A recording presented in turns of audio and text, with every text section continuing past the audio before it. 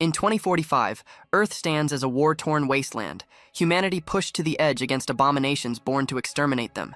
The conflict is merciless. Troops crumble under the relentless advance, bodies falling in the frenzy of violence. Ruins sprawl across the battleground. Above the few survivors towers an immense beast, its eyes blazing crimson. A frightened young soldier freezes as one of its barbed tendrils aims straight at him and shoots forward. Before it strikes, a blade tears through the appendage, severing it in a clean flash and sparing the soldier. The monster bellows in pain. The savior, a hardened man wearing a military cap, throws himself into a vicious counterattack, shredding the monster's limbs with swift strikes. He dodges retaliation with practiced ease, draws a sidearm, and unloads bullets into the creature until it collapses. Once the threat is down, he orders the shaken soldier to rise. This man is Han Sung, supreme commander of humanity's final defensive force. The war has drained the world for decades, leaving only a handful able to fight. To him, the end of this nightmare feels close, and he readies a glowing device meant to secure victory. But a radiant golden circle suddenly manifests beneath him. In a burst of blinding light, he disappears, his rifle clattering to the ground. The soldier he saved can only call his leader's name in stunned disbelief. Han Sung reappears elsewhere, an abyssal realm chained by radiant bindings. Cloaked figures surround him, stunned that their ritual to summon a hero from another world succeeded. He struggles, confused and furious. An aged figure steps forward, greeting him and declaring that this realm needs him to crush the Demon King and rescue their land. Rage burns in Han Sung's voice as he demands answers, insisting he should be in Korea, not in some unknown dimension. The old man lifts a hand. A binding curse snaps tighter around Han Sung, flooding him with searing torment. His screams echo. The elder calmly explains that obedience ensures safety, then repeats the demand, defeat the Demon King. Only then, perhaps, they might send him back to his world.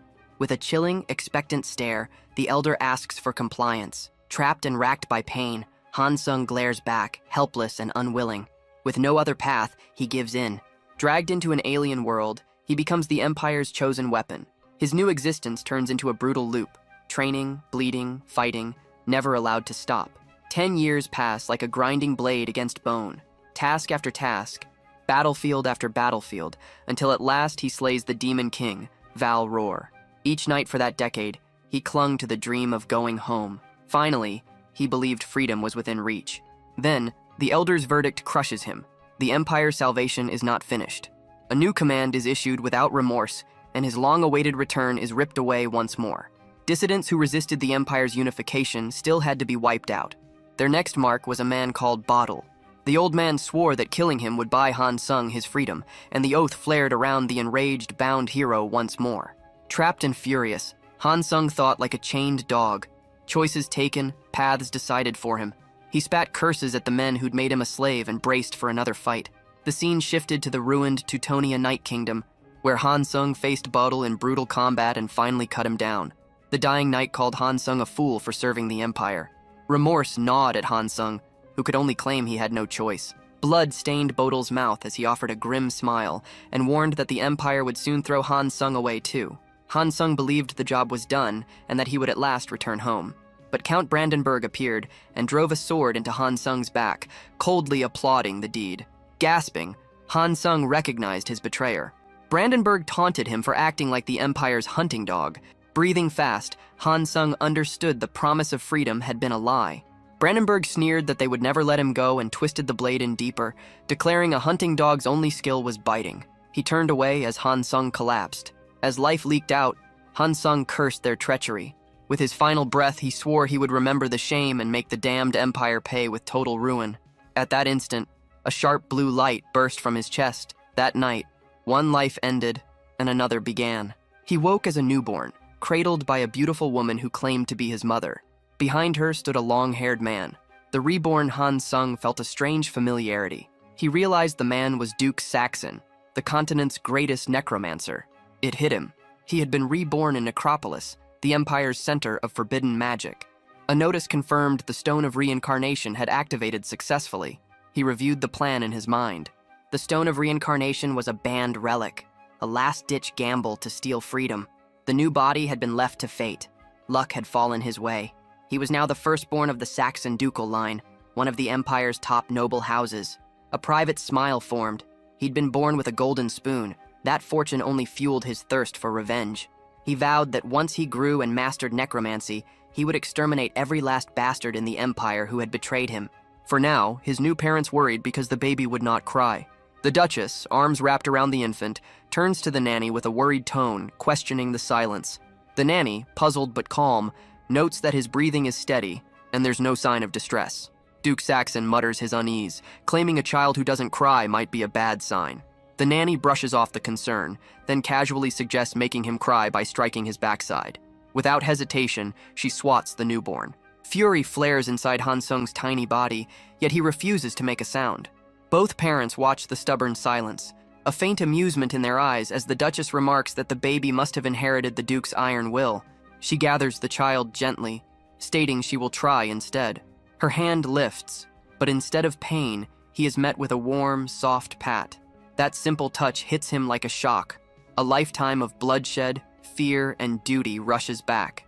Years spent fighting, always wounded, never resting, no tenderness, no softness.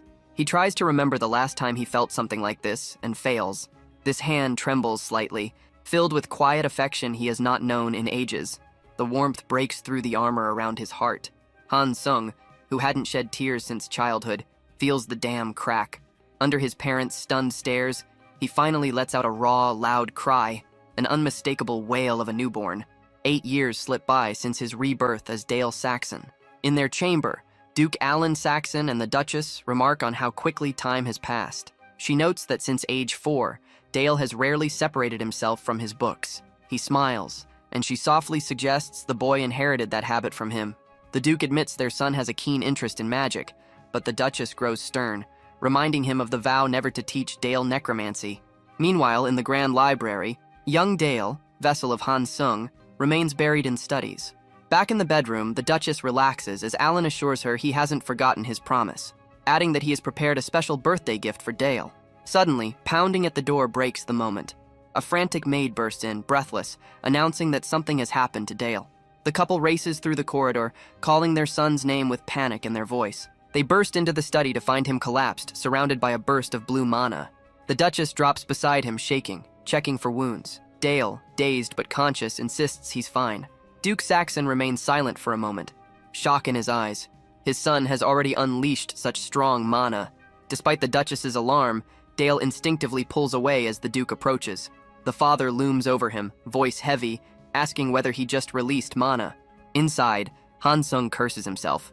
Revealing power this early was a mistake. Then everything shifts. The Duke's stern face cracks into pride. He rests a heavy hand on the boy's head and praises him, satisfied. Exactly what he expected from his son. He remarks that it is unfortunate he cannot personally train Dale in necromancy. Those words send a fresh wave of anxiety through Dale. If even the strongest necromancer on the continent refuses him, how is he supposed to carry out his revenge? His mother gently pats his head and sends him back to his room. As he heads off, he hears his father call his mother Elena and mention that he has finally decided on the ideal gift for their son. Not long after, Dale's 8th birthday celebration fills the estate. Nobles from the Noir Duchy crowding the grand hall. Dale sits on the second-floor balcony, staring down at the loud, bustling guests with an exhausted expression, feeling smothered by all the attention. Warm treatment feels foreign to someone who spent a lifetime as a tool, and the kindness unsettles him more than the noise. His mind drifts to the incident 2 days earlier, the surge of mana he lost control over. He has since figured out the trigger, reading The Life of the Hero from Another World, thinking about his old life, and losing control as the flood of memories stirred his power. He refuses to abandon necromancy.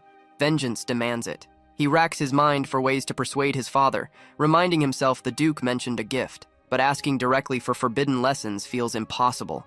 Before he can go further down that line of thought, Elena appears, smiling softly. Beside her stands a hooded stranger. She wishes him a happy birthday. Curious, Dale glances at the concealed figure. The hood drops. An elf-like woman with brilliant blue hair and a calm smile stands before him. Elena introduces her as Sophia, an elder from the Blue Magic Tower and a master of the water element. To Dale's shock, his mother announces that Sophia will be his instructor.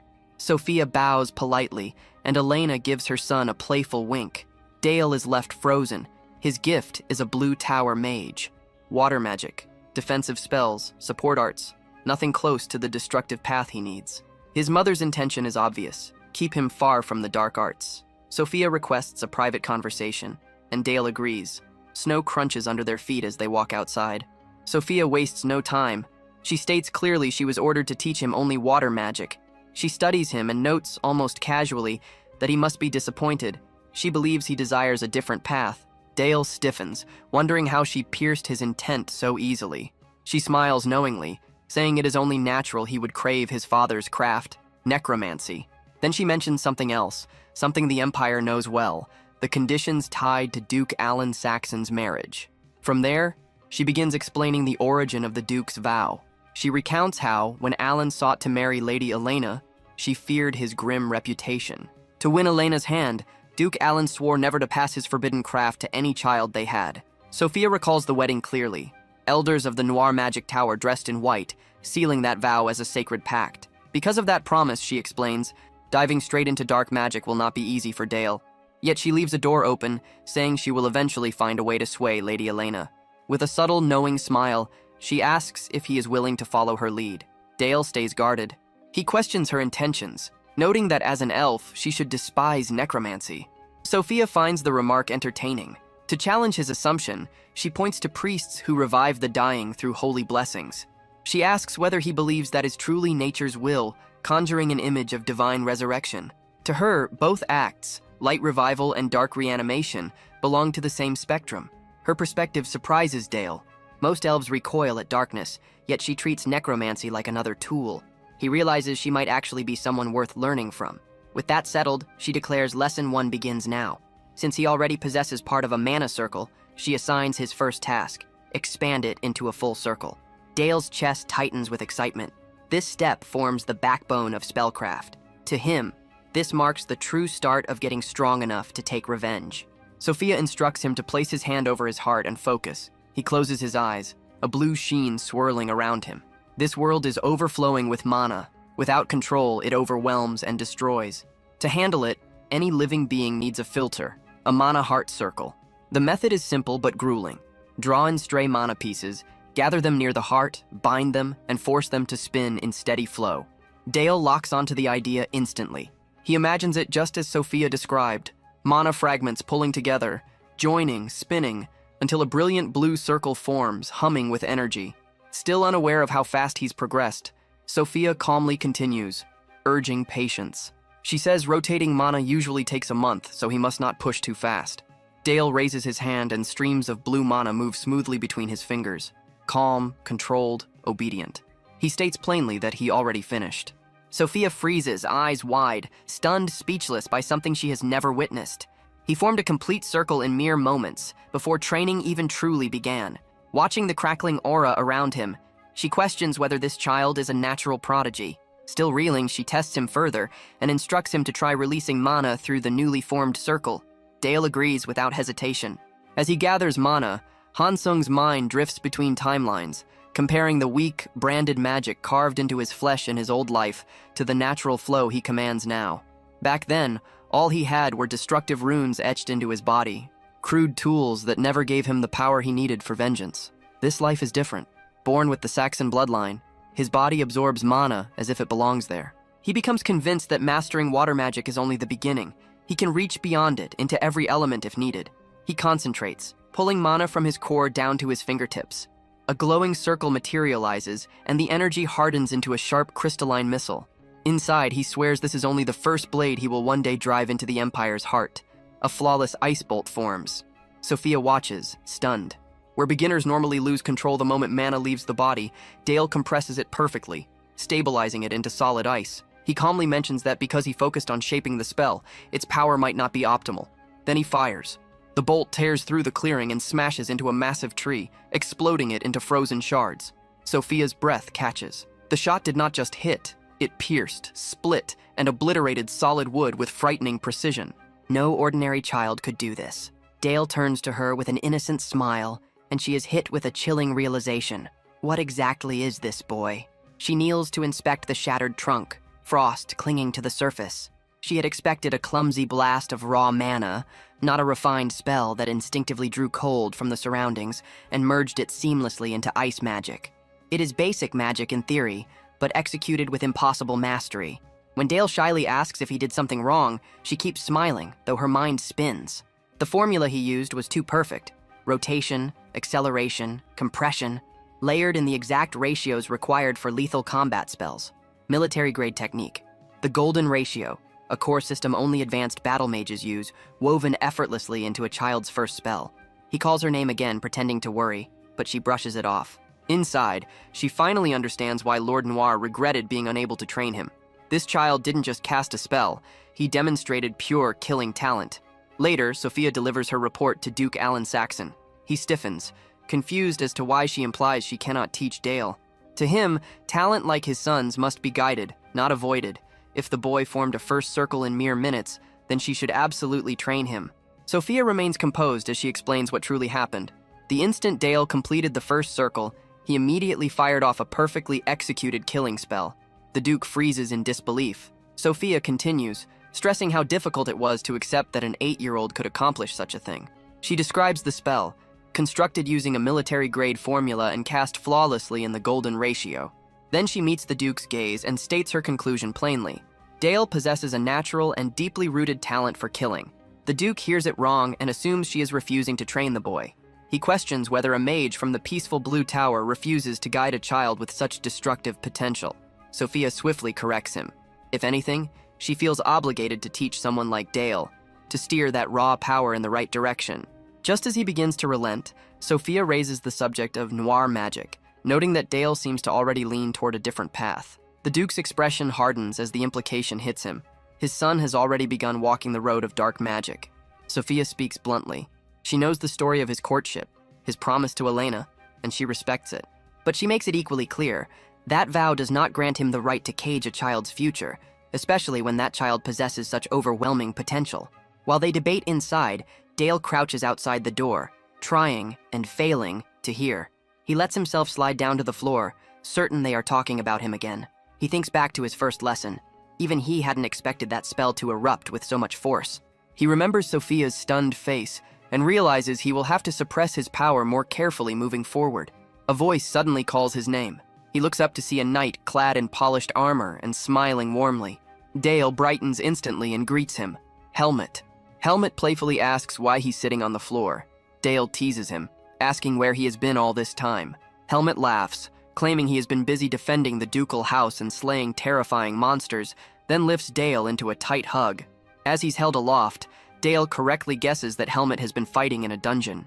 A brief sadness flickers across his face. He knows the danger his uncle faces.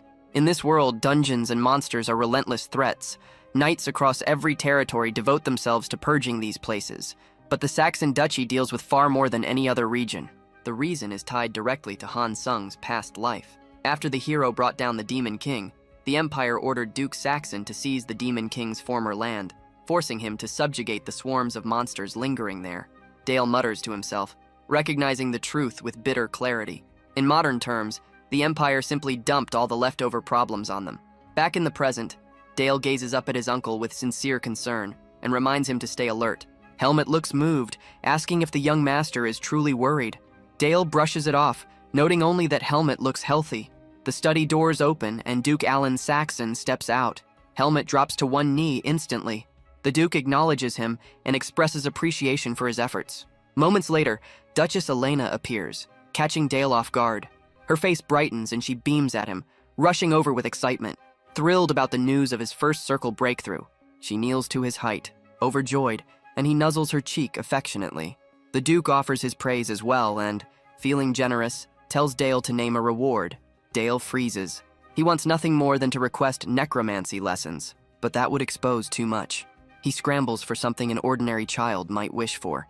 Then, with a sudden spark of innocence, he loudly declares he wants a little sister. Both parents freeze, faces turning bright red. After a painfully awkward moment, the Duke clears his throat and mutters that they will do their best. Behind them, Helmet and another knight nearly burst, trying not to laugh. Later, Dale collapses into bed, worn out. He yawns, thinking about how exhausting it is to pretend to be a carefree child. His body aches from using magic for the first time, and he drifts towards sleep. Then the nightmare hits. He is dragged back into his old life, back into betrayal. Count Brandenburg's phantom sneer appears, dripping venom as it calls him cunning and mocks him for becoming soft. It ridicules his peaceful new life, accusing him of forgetting his oath of vengeance. The face grows darker, colder, whispering a threat. The Empire will come. They will hunt him. They will wipe him out entirely. Terror slams him awake. He jolts upright as raw mana explodes from his chest in a violent surge. Pain twists through him. He clutches his chest, gasping as blue energy pulses uncontrollably. His heart feels like it might rupture. He knows the symptoms. Mana rampage, dangerous and unstable. Cursing the Empire, frustrated that old wounds still poison him, he staggers to his feet and bolts outside, hoping the cold night air will calm the storm burning inside him. However, stepping outside only worsens the situation. The mana rampage grows fiercer. His breathing turns ragged and his vision blurs. Just as he feels consciousness slipping, a calm voice notes that he seems to be in quite the crisis. Startled, he looks up to find Sophia watching him. She calmly identifies the rampage and casually comments on his terrifying talent, though she also admits there is something deeply dangerous pulsing within his magic. She approaches and presses a steady hand to his chest. Her mana flows into him, cool, steady, anchoring him. As she works, she silently worries that if the malice buried inside him ever erupts fully, it will consume him, and whatever he becomes afterward will not return. Under her control, the unstable mana settles, shrinking into a small, steady orb in Dale's palms. Relief washes over him. Sophia calls his name with a firm tone. She gives him a blunt truth. His magic is not meant for building or healing. It is meant to end lives. A gift that deadly is dangerous. Then she pulls out a thick, dark tome embossed with a pentagram. She says that a talent like his is exactly why she is glad she is the one guiding him, and hands the book over. Dale stares, stunned. Shadowy energy spills from the pages, and he recognizes instantly what it is. A necromancy grimoire. Sophia smiles softly and muses that maybe fate intended her to meet him. Then she quietly wishes him another happy birthday. Overwhelmed by her acceptance and the weight of the gift, Dale throws himself into her arms, hugging her tightly. Her face softens. She pats his back and teasingly calls him clingy. A few days later, Sophia leads him out into the snowy fields for another lesson. She informs him that today's targets are rabbits. He looks confused, but she confirms it and tells him to remember hunting alongside his father. Use that focus and apply it to magic. He nods, forms a circle, spots a white rabbit in the snow, and fires.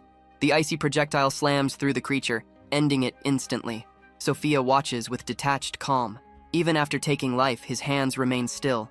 No tremor, no hesitation, no guilt. She calls to him and begins teaching again, explaining that even when two mages cast the same spell, the outcome differs. She asks why. He answers honestly. He doesn't know. Sophia smiles and reveals the reason. Magic reflects the caster's mind. It is the outward shape of whatever sits inside a mage's heart, pulled into the world through mana. To illustrate, Sophia casts a gentle wave of water that swirls softly around her hand, finishing her point. Magic reflects the inner landscape. Dale listens in silence, a bead of sweat sliding down his cheek as he absorbs the weight behind her words. Sophia continues, explaining that spell names like Firewall exist only to help a mage stabilize an image. The great towers teach with this method, each shaping magic through mindset. She gives examples. The red tower's fire burns with aggression and destruction, while her blue tower wields water that flows and adapts. Every tower's philosophy imprints itself onto its spells. She mentions the other towers as well, noir, white, and green, each rooted in a unique magical ideology. Then she pauses, smiles faintly, and notes this level of theory might be too heavy for him just yet. With philosophy set aside, she shifts to his first lesson in true necromancy. A freshly slain rabbit lies before them. The most basic act, resurrection into undeath. Dale extends his hand. Dark mana streams out in thin tendrils, threading into the rabbit's body. He binds mana to spine, head, knees, key joints precise and practiced, and forces the corpse upright. The rabbit opens glowing red eyes. Sophia recognizes success and praises him.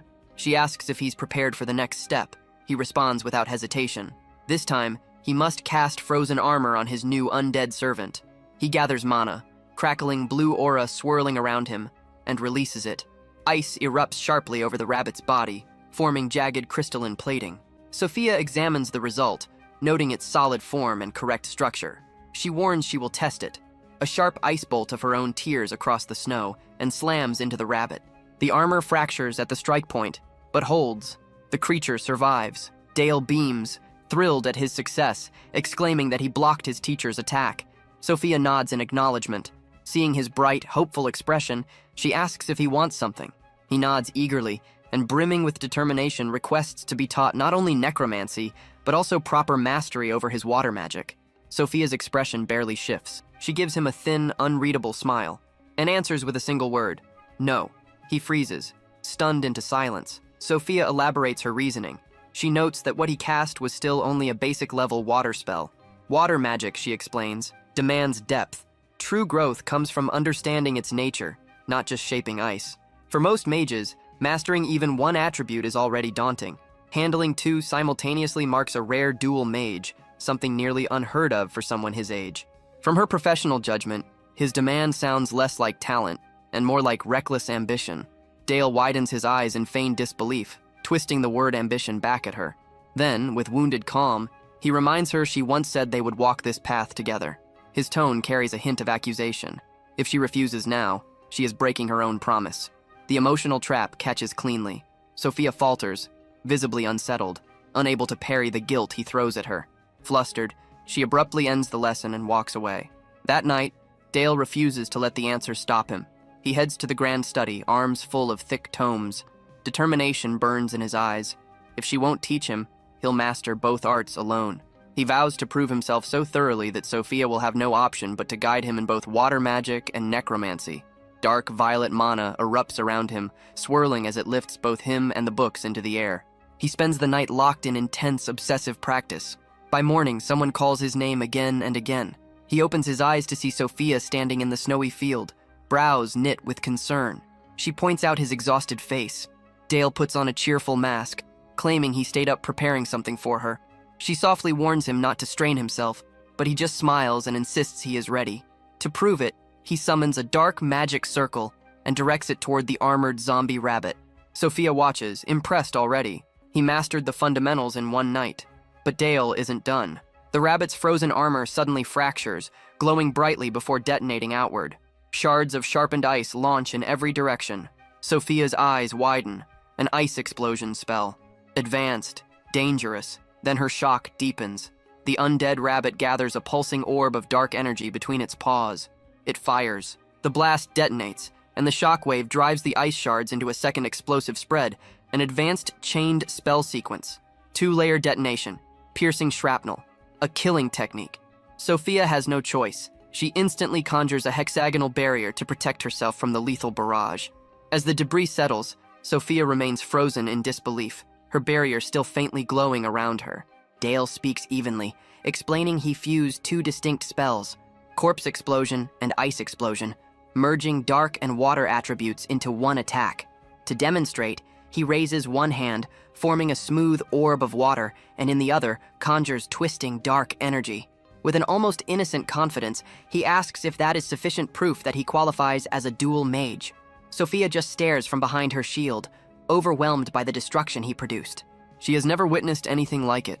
A corpse explosion to maximize area damage, combined with frozen armor used as shrapnel, blasting ice and bone outward like blades. When the force of what just happened sinks in, she kneels in the snow, picking up razor-sharp shards of ice. This magic is not creative or artistic.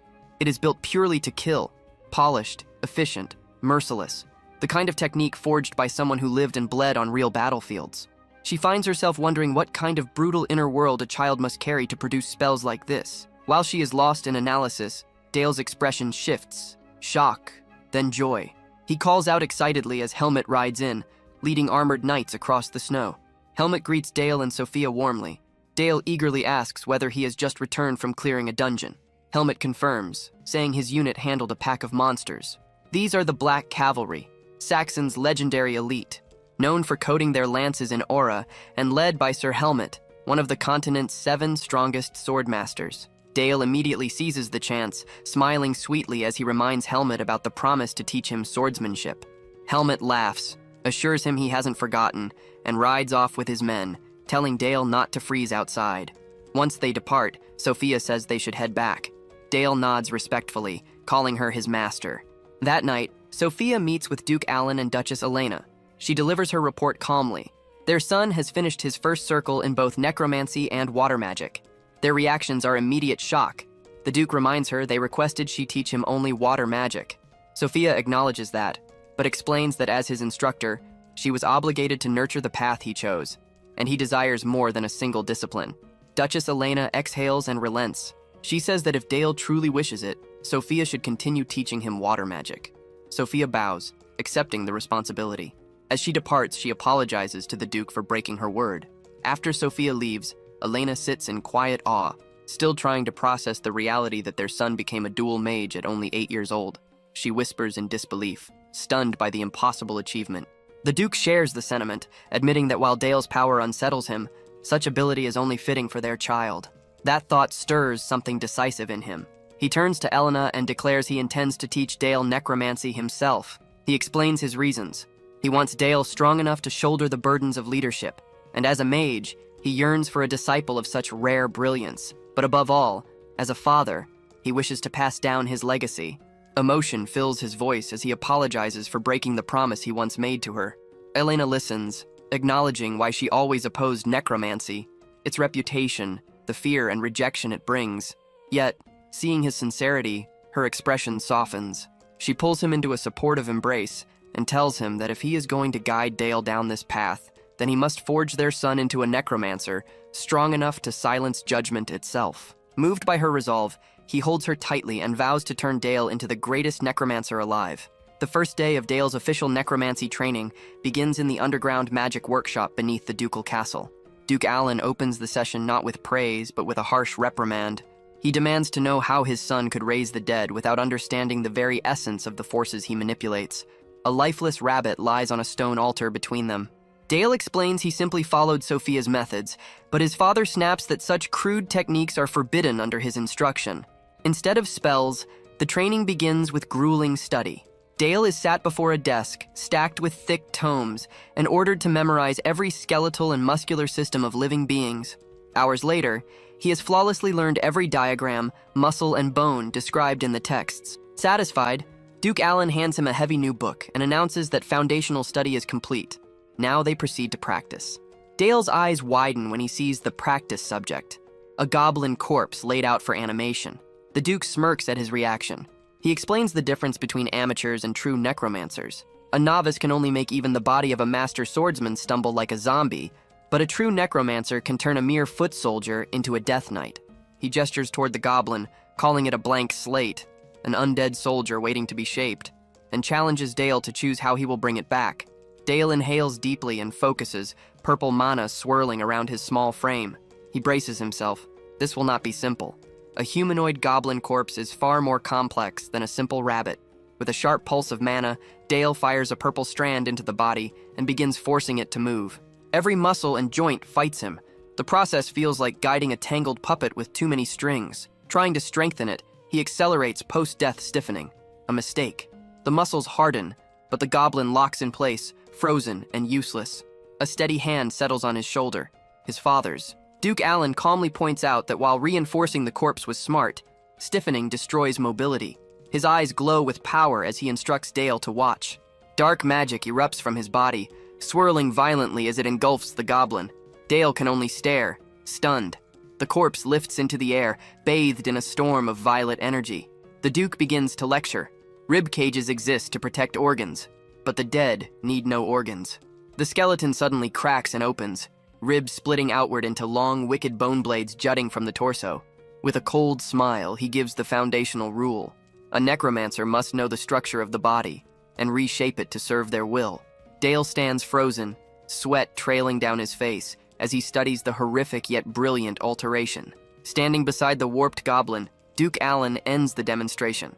Mastery of anatomy and purposeful modification is the core of black magic. Shaken but driven, Dale lifts his head, a new determination burning in his eyes. He asks to be taught the philosophy, the mindset of the Noir Tower. The Duke's lips curve in approval. He kneels, meets his son's gaze, and speaks the creed. Truth rests in death. To reach it, one must fully grasp the weight of life. Those words rip open an old memory. Dale is no longer in the workshop. He is Han Sung again, knee-deep in a field of corpses and fire. A man kneels before him, begging. Han Sung raises a sword slick with blood and cuts him down without hesitation, the scream echoing. The vision snaps violently. Dale's composure collapses. Back in the workshop, his father calls his name, voice edged with concern. Dale stands pale, trembling, drenched in sweat, eyes wide with lingering horror. He forces out a response, voice unsteady, insisting he is fine. A flicker of his former life flashes, his hardened, unshakable self, and he repeats the statement with more force, as if trying to convince his own trembling body. Left alone in the dim chamber, he stands stiff and silent, the room seeming to tilt slightly while he repeats in his head, over and over, that he is fine. As his days of arcane training under his father continue, word spreads across the empire that Duke Alan Saxon personally began instructing his son in forbidden arts. The breaking of the vow to his wife becomes a scandal among nobles. Dale, once merely the Duke's heir, is now a topic of fascination and speculation among aristocrats and mages, a sly red-haired noble youth, a stern gray-bearded lord, even a cunning witch watch from afar, whispering about the rising dark prodigy. Weeks later, the focus shifts from mana to metal, and Dale spars with Helmet in the training yard. Wooden swords crash together in rapid rhythm. Helmet, a battle-hardened swordmaster, blocks each strike with relaxed ease, a confident smirk on his face. Dale refuses to back down, eyes sharp, studying his uncle's movements for even the smallest lapse. Helmet's grin deepens as he sees the determination burning in the boy. He lunges forward, and Dale slips past, launching into the air, spinning, and striking from a sharp angle. Helmet's expression breaks, pure surprise, just before the wooden sword is knocked clean from his hand. Breathing hard, Dale watches Helmet burst into hearty laughter, praising the exchange. Dale calmly observes that someone of Helmet's level would never drop a weapon so easily, implying that Helmet allowed it. Helmet denies it with a straight face, claiming genuine surprise, adding that Dale used killing techniques, moves that would have ended a normal opponent. The swordmaster shakes his head with a sigh, saying it almost feels tragic that such sword talent is tied to a mage's path. He tells Dale there is no need to push himself this hard. Mages always have knights to protect them. Concern settling in his voice as he asks why Dale strains himself to the point of injury. He kneels and carefully checks Dale's wrapped hands, urging him not to drive himself to harm. Dale looks down at his bruised palms and replies firmly that he has his reasons. A faint grin forms as he explains that the heir of a duke shouldn't rely solely on bodyguards and protective spells. And besides, he adds with smooth sincerity, it would be foolish to waste the chance to learn swordsmanship from one of the 7 strongest swordmasters alive. Helmet bursts into roaring laughter, declaring the answer perfect, and saying that if he had a son like Dale, he would die with no regrets. Dale grins and celebrates in his own playful way, delighted to receive such praise. But the light-hearted moment ends when Duchess Elena arrives, noting the lively mood between nephew and uncle. Dale greets her cheerfully and asks why she came. She smiles, saying she wanted to see how hard her son was training, and that she has news.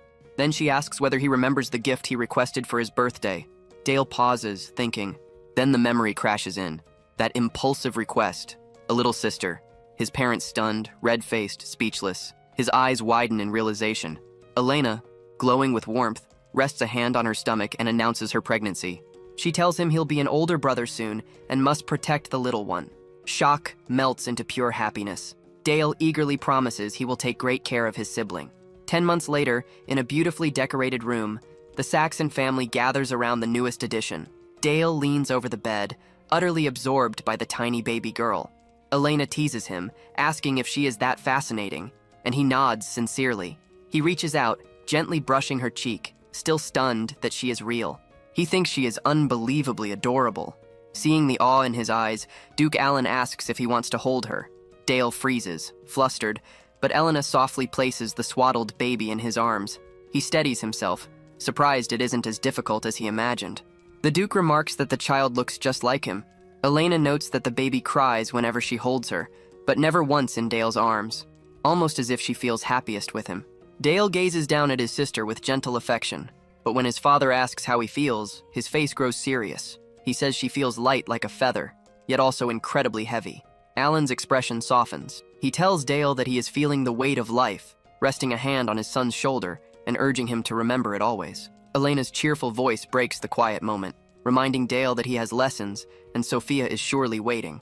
Snow blankets the forest as Sophia waits patiently. When Dale arrives, she informs him that today's training will be real combat.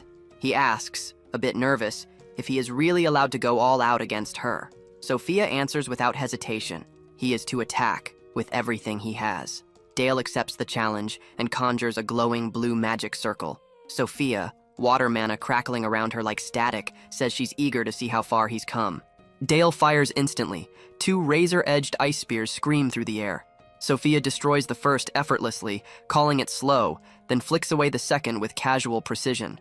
She holds a fragment of his shattered spell, a teasing smirk on her lips as she challenges him for holding back. Dale freezes, realizing she saw through him completely. Before he can respond, she warns him to raise a shield.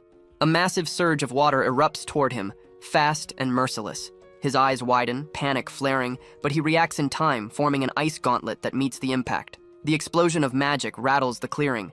The icy armor on his arm shatters, and he inhales sharply. If he hadn't blocked it, he might not be standing. Sophia smiles in approval, remarking on how quickly he shaped the spell. Dale steadies himself, refusing to retreat. Sophia tells him to attack again. Dale drops low, placing both hands on the snow, mana surging outward. The ground erupts. A towering wall of reinforced ice rises like a glacier between them. Sophia stops short, surprised. Why form a wall now? She notes the density is astonishing, picked clean of impurities and hardened through elevated mana compression. She touches the surface, confused by his timing. Was he stalling? Resting? Then she notices it. Mana flowing wrong, pulsing violently. She sees the layered hexagonal matrix, the frost-burst structure, the fragmentation lines, a detonation spell. Behind the wall, Dale whispers one word with burning focus: detonate. The world erupts. A blinding blast of ice and blue light engulfs the clearing, shockwaves tearing snow from the ground. Sophia disappears in the explosion.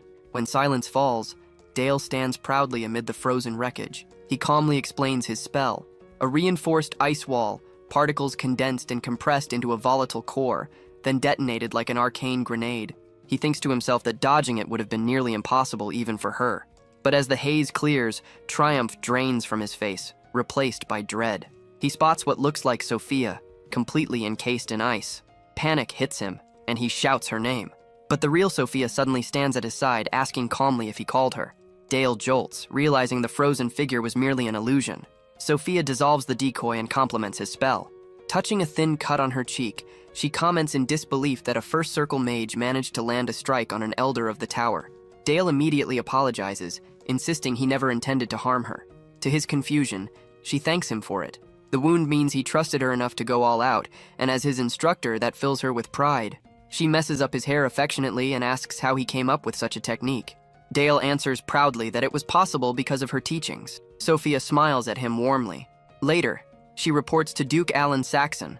He notices the cut on her face right away. Sophia admits she was careless, explaining Dale's spell was sharper than expected. The Duke's expression tightens. He says he is indebted to her. Sophia waves it off, saying, "Teaching someone so gifted is rewarding, not a burden." Then his tone darkens. He tells her there have been sightings of orcs crossing the mountains into Saxon lands. While the threat is minor, his true intention becomes clear. He plans to send Dale to the battlefield.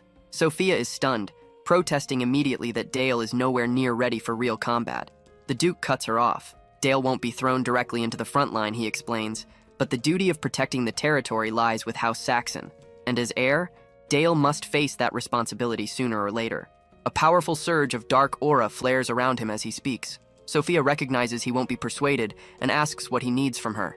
His expression softens. He reveals his plan. Dale will be entrusted with one of the family's artifacts, and Sophia must help him master its power. Artifacts are legendary objects born with tremendous strength and a will of their own. They consume mana, or life, to function. The stronger the artifact, the more deadly the cost. Soon after, Dale walks alongside his father and Sophia down a grand corridor. The Duke explains that House Saxon has long mastered handling dangerous relics as they approach the sealed vault. He turns to his son, formally telling him that as heir, he must prepare for war. Shock flits across Dale's face, but it quickly shifts into excitement. Before opening the vault, the Duke gives one final condition. Dale must first learn to fully control the darkness of their bloodline. He swings open the doors, unveiling an immense chamber overflowing with artifacts. Dale freezes, breath caught. So many relics, each humming with lethal power. The Duke presents the Demon King's relics, treasures inherited after their ancestors seized the Demon King's land. He warns Dale to never place these in the same category as ordinary artifacts. Even from a distance, Dale can feel the crushing mana leaking from them. The Duke emphasizes how dangerous they are and commands Dale not to touch anything until he has proper control. But as he speaks, Both he and Sophia realize Dale has already vanished. He turns sharply, panic rising, demanding to know where his son went. Moments earlier, Dale was already wandering deeper into the vault, searching for the right relic. Dark artifacts whisper to him as he passes. A shield promises slaughter. Rings and talismans seduce with power and ascension. They all thrum, reacting to the hatred he carries from his former life. Dale stops, lets the voices brush against him, then smirks. Too weak. Not enough for the vengeance he plans. Then he spots it. A black hooded cloak resting across a pedestal. A shadow cloak, once wielded by Duke Berta, elite commander under the Demon King. A relic infamous for giving shape to shadows themselves, turning darkness into a weapon. Without hesitation, Dale throws it around his shoulders. At that moment, Duke Alan and Sophia rush in, shouting his name in shock, but it's already too late. Dark tendrils lash out from the cloak, spiraling around Dale and yanking him into a pitch-black void. A voice booms inside the darkness, hungry, ravenous, demanding to feed. This creature is not merely shadow. Its former wielder bent the darkness itself like a living beast. To command it, the new bearer must crush the shadow spirit's will. Dale narrows his eyes with a wild grin. He understands the challenge and welcomes it. A monstrous mass of shadow crashes down, initiating the contest of souls. Outside, the cloak swallows him, forming a swirling sphere of black. Duke Alan and Sophia watch helplessly as it pulses like a beating heart. Time drags, tension twisting. The Duke's face darkens. He mutters that if this goes on too long, Dale's mind will break, and the shadow will consume him. Alarmed, Sophia asks what they can do to save him. The Duke answers they may need to rip Dale out of the artifact's grip by force. But before he can act, the sphere convulses violently. A shockwave of darkness erupts outward, and the black mass dissolves. Dale stands calmly in the center, unharmed, cloaked in shadow like it naturally belongs to him.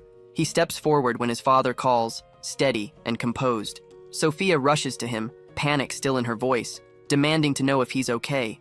Dale smiles easily, saying he's fine, that it only stung a little. Sophia stares, stunned. She can't fathom how a child endured the mental assault of a murderous artifact so casually.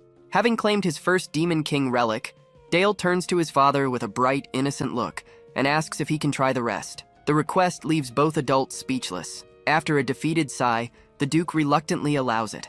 Overjoyed, Dale thanks him and runs off to explore the vault, a task that will consume the entire day and night. Days later, on the training grounds, Helmut stares at his nephew in disbelief, asking if the artifact he's wearing is really the shadow cloak. Dale happily confirms it. Concerned, Helmut reminds him that the cloak is notoriously brutal to control. Dale waves off the worry, saying it only feels slightly prickly. Then he jokes that maybe the cloak was simply lonely. To prove it, a tiny, sharp-toothed shadow familiar crawls out by his feet. Dale claims the cloak just wants companionship. Helmut bursts into laughter, calling Dale too kind-hearted. The little shadow creature emits an offended screech. With a smug grin, Dale thanks his uncle for the compliment, then casually stomps the creature's head into the ground. Brushing that aside, Dale tells his uncle he has a request. He wants a real sparring match as combat training. Helmut is surprised, but that shock quickly turns into pure excitement. He agrees eagerly, his aura erupting into a powerful blue blaze. The pressure hits Dale immediately. Facing one of the continent's 7 swordmasters is no small thing. Helmut notices his tension and offers reassurance. He promises to fight using only basic swordsmanship, no aura. Dale's expression tightens. Inside, he questions whether Helmut truly intends to hold back. Knights never willingly half-fight. But this time, Dale has his own plan. Shadows begin to seep up from the ground beneath him as he reveals his true purpose. He views the spar as a trial to wield the shadow cloak properly in real battle. The blades, fangs, and weapons he can forge from its shadows will decide the artifact's value, making this clash essential. Resolved, he launches his opening move, Shadow Blade Rush. A wave of jagged black blades shoots across the field toward Helmut. Helmut answers with a single mighty swing. Steel crashes through shadow, erasing every projectile in one brutal sweep. Dale freezes, stunned by the sheer force. His spell was destroyed through raw strength alone. Helmut laughs thunderously, calling the strike excellent, then declares it his turn. He charges forward with frightening speed. Dale dodges the first swing and counters instantly, commanding the cloak's shadows to rise and coil around the swordmaster. Needle-sharp spikes burst from the ground, angling to trap and impale Helmut. Helmut barely reacts. Amused, he grabs one spike barehanded through his gauntlet, stopping it cold. Dale's eyes widen. His uncle's physical power is monstrous. Helmet rockets upward and comes down with a crushing overhead slash. Dale conjures a shadow shield just in time. The blow slams into it like a hammer to stone, sending him sliding back as cracks spider beneath his feet. Helmet lands, surprised. His full-force strike, strong enough to snap ordinary weapons, was blocked. Dale, meanwhile, grasps the gulf between normal arms and the artifact now bound to him. Fired up, Helmet demands 10 more rounds and they collide again.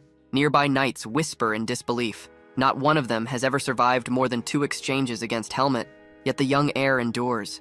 The difference between them and Dale feels crushing. A few days pass. Night falls before deployment. Duchess Elena makes a final plea, saying she'll speak with the Duke again. She refuses to accept her child heading toward danger. Dale stands beside her as she holds the baby, trying to calm her fears. He reminds her his father and Uncle Helmet will be by his side. Still, worry clouds her face. His expression hardens with resolve. He says he must grow stronger, strong enough to shoulder the weight of his house one day. He softly pats his sleeping sister, explaining that soon he must protect not just himself, but her, and both their parents. That is why he must face this trial now. Dale lifts his gaze to his mother, eyes firm and earnest, and asks her to let him become someone capable of protecting her. Elena's tense expression eases into warmth, pride softening her fear. She yields, granting him permission. With her blessing, she sends him forward. Dale climbs onto his horse, promising he will return soon. At dawn, the temporary war camp stirs. Troops stand in formation, armor gleaming in the morning frost. Helmet reports readiness to Duke Alan Saxon. The Duke nods, then turns to Dale, and orders him to give the command to march. Dale blinks in surprise as his father declares the Black Cavalry will someday serve under him. These are his knights. A shift happens inside him. For the first time, he truly feels it. These soldiers are his, not Han Sung's, not remnants of another life. A new resolve churns in his chest. This will be his first true battle as a commander. This time, he will shape the outcome. He rides to the front. When the moment comes, he raises his fist and shouts the order. The swords of House Saxon are to advance. A thunderous roar answers him, steel raised high. They follow. The march begins. Plans are reviewed. 250 cavalry, backed by the elite Winter Wardens. Enemy force, approximately 1,000 orcs. The strategy, cross the lower river and strike by surprise. But that river is deep, vicious, fast. There's only one way across safely. A snowy mist swirls. Sophia appears, snowflakes orbiting her like quiet spirits. She steps forward and calmly creates an enormous bridge of ice, freezing the river into a glittering highway. Dale's heart lifts. His master came, despite her pacifist philosophy. She gestures to the frozen passage. The cavalry can now move. As Dale and the Duke ride across, she wishes them victory. The Duke thanks her. Dale glances back, calling out that he'll be going now. Sophia watches him go, no words left. Once he disappears into the trees, moisture gathers in her eyes. She laughs softly at herself. That boy never stops giving her reasons to worry. The battlefield. An orc encampment carved into a ravine. The first strike begins. From the cliffs above, the Winter Wardens release a rain of arrows, launching the ambush. A storm of fire-tipped arrows descends, igniting the orc encampment and plunging it into screaming chaos. Flames rip across tents and bodies alike, wiping out dozens in seconds, until a massive orc survivor bellows in rage. Helmet seizes the opening and orders the cavalry forward. The Black Cavalry locks into a spear-shaped formation and thunders downhill, lances lowered to kill. From a cliff, Duke Alan, Helmet, and Dale watch the clash unfold. Helmet asks Dale for his assessment. Dale studies the charge like someone who has witnessed countless battles. With aura-enhanced lances in Kull Lance formation, the orcs will crumble. He judges the assault to be a clean, decisive strike. The Duke affirms this is the might of House Saxon's cavalry. But Helmet warns him, this is only the opening phase. Below, the surviving orcs form a shield wall. The Black Cavalry slams into them like a hammer, bodies flung and shields crushed. Helmet quickly decides to pull the units back, regroup, then rotate charges until the enemy breaks. A magic flare signals the order, and knights begin withdrawing in disciplined retreat. Confusion spreads among the orcs. As the cavalry pulls back, one isolated knight breaks formation, trying to escape, and the orcs hurl spears, skewering his horse and sending the knight crashing to the dirt. From above, Dale's face hardens. He quietly calls it an unfortunate turn. Helmet remarks, voice flat, that a knight has fallen. Dale's fists clench. Why are they writing him off? Why abandon a warrior of House Saxon? A hulking orc strides toward the downed knight. axe raised. Fury bursts through Dale as he demands why they're simply watching. His father and Helmet offer no reply, stone-faced and unyielding. Dale understands. If he rides down, he won't arrive in time. He has one chance. Orc hide is thick. The shot must kill in one strike. He adjusts the base ice bolt formula. Sniper precision, ballistic stabilization, maximum penetration. A complex magic circle forms before him. His spell, refined and lethal. Ice bolt Barrett M98B. The moment the orc lifts its axe, he fires. A razor-thin beam of ice screams downward, punching clean through the orc's skull. Silence hangs as the body falls. Both Duke Allen and Helmet stare, speechless at the insane accuracy. The Duke finally murmurs in disbelief at the impossible shot. Dale doesn't wait for praise. He kicks his heels into his horse and charges into the battlefield. Helmet shouts a warning, but Duke Allen raises a hand, stopping him. With calm confidence, the Duke orders him to stand down. Let his son act. A proud smile forms as he watches Dale ride, thinking to himself that a child who can invent destructive spells this young must already have a nearly complete inner world. On the battlefield, Dale evaluates the new threat. More orcs regrouping. Two problems stand out. The fallen knight is stunned, not yet moving, and Dale's long-form spell is impractical at close range. He needs to compress his formula, stripping away excess steps like simplifying an equation under pressure. As another orc charges, Dale rapidly condenses his magic once again. It's still not fast enough. He refines further, paring it down to its most efficient form. With a sharp grin, he tests the new spell, Ice Bullet. An orc swings down toward the helpless knight. Dale fires. The projectile slams through the orc's skull, head bursting apart in a violent blast. The corpse collapses at the knight's feet. The knight stares up, stunned to see his young lord. Why would the heir risk himself? Dale dismounts calmly, telling him not to worry. He smiles, promising that House Saxon never abandons one of its swords. The knight's voice trembles with emotion. Then fresh roars interrupt them. More orcs rush in. Dale lifts his hand, deep purple power flaring. He calls forth the Shadow Cloak's might, Shadow Blade. Dark tendrils erupt from the ground, tearing through the charging monsters. With a cold smirk, Dale orders the shadows to devour them. One tendril severs an orc's head. Another shadow beast bites into another body and tears it apart. The last surviving orc trembles as a massive darkness vortex appears and swallows it whole. Nothing remains but a gleaming skeleton. Dale faces the final terrified orc with an almost cheerful smile and fires another ice bullet, ending it cleanly. A streak of blood lands on his cheek. He wipes it away without flinching. Turning to the knight, he announces the fight is finished. The knight stammers his name, still paralyzed by shock. He admits his legs won't move. Dale gives a strained but friendly smile, then simply lifts the grown man into his arms with ease. With a bright grin, he declares they made it. Helmet arrives with the Black Cavalry in tow just as Dale finishes. Dale glances at his uncle and states he'll leave the rest in his hands. Helmet, inspired and fired up, orders the battalions forward again. The cavalry roars in unison and charges, their battle cry echoing loyalty not only to House Saxon, but to Dale himself. Soon after, back at the Saxon encampment, the orc extermination is officially declared a victory. Duke Allen summons Dale into the command tent. His face is stern as he demands an explanation. Why did his son ride alone into enemy lines? Why risk everything so recklessly? Dale stands confused. He saved a knight, yet he's being reprimanded. Inside the tent, the Duke presses again. Dale responds respectfully, claiming he acted as a future commander should. Those knights are the men he will one day lead. The Duke dismisses the answer as weak. Dale is stunned. He believed his father held his knights in the highest regard. Dale gathers himself and asks directly, why did his father simply watch a knight die? The Duke explains the brutal truth of their territory. Monsters attack relentlessly. Their knights cannot survive if they fight believing rescue will always come. Dale argues he had hoped his father would save a loyal soldier. The Duke cuts him down sharply. By intervening, Dale planted a dangerous expectation that someone will come save them.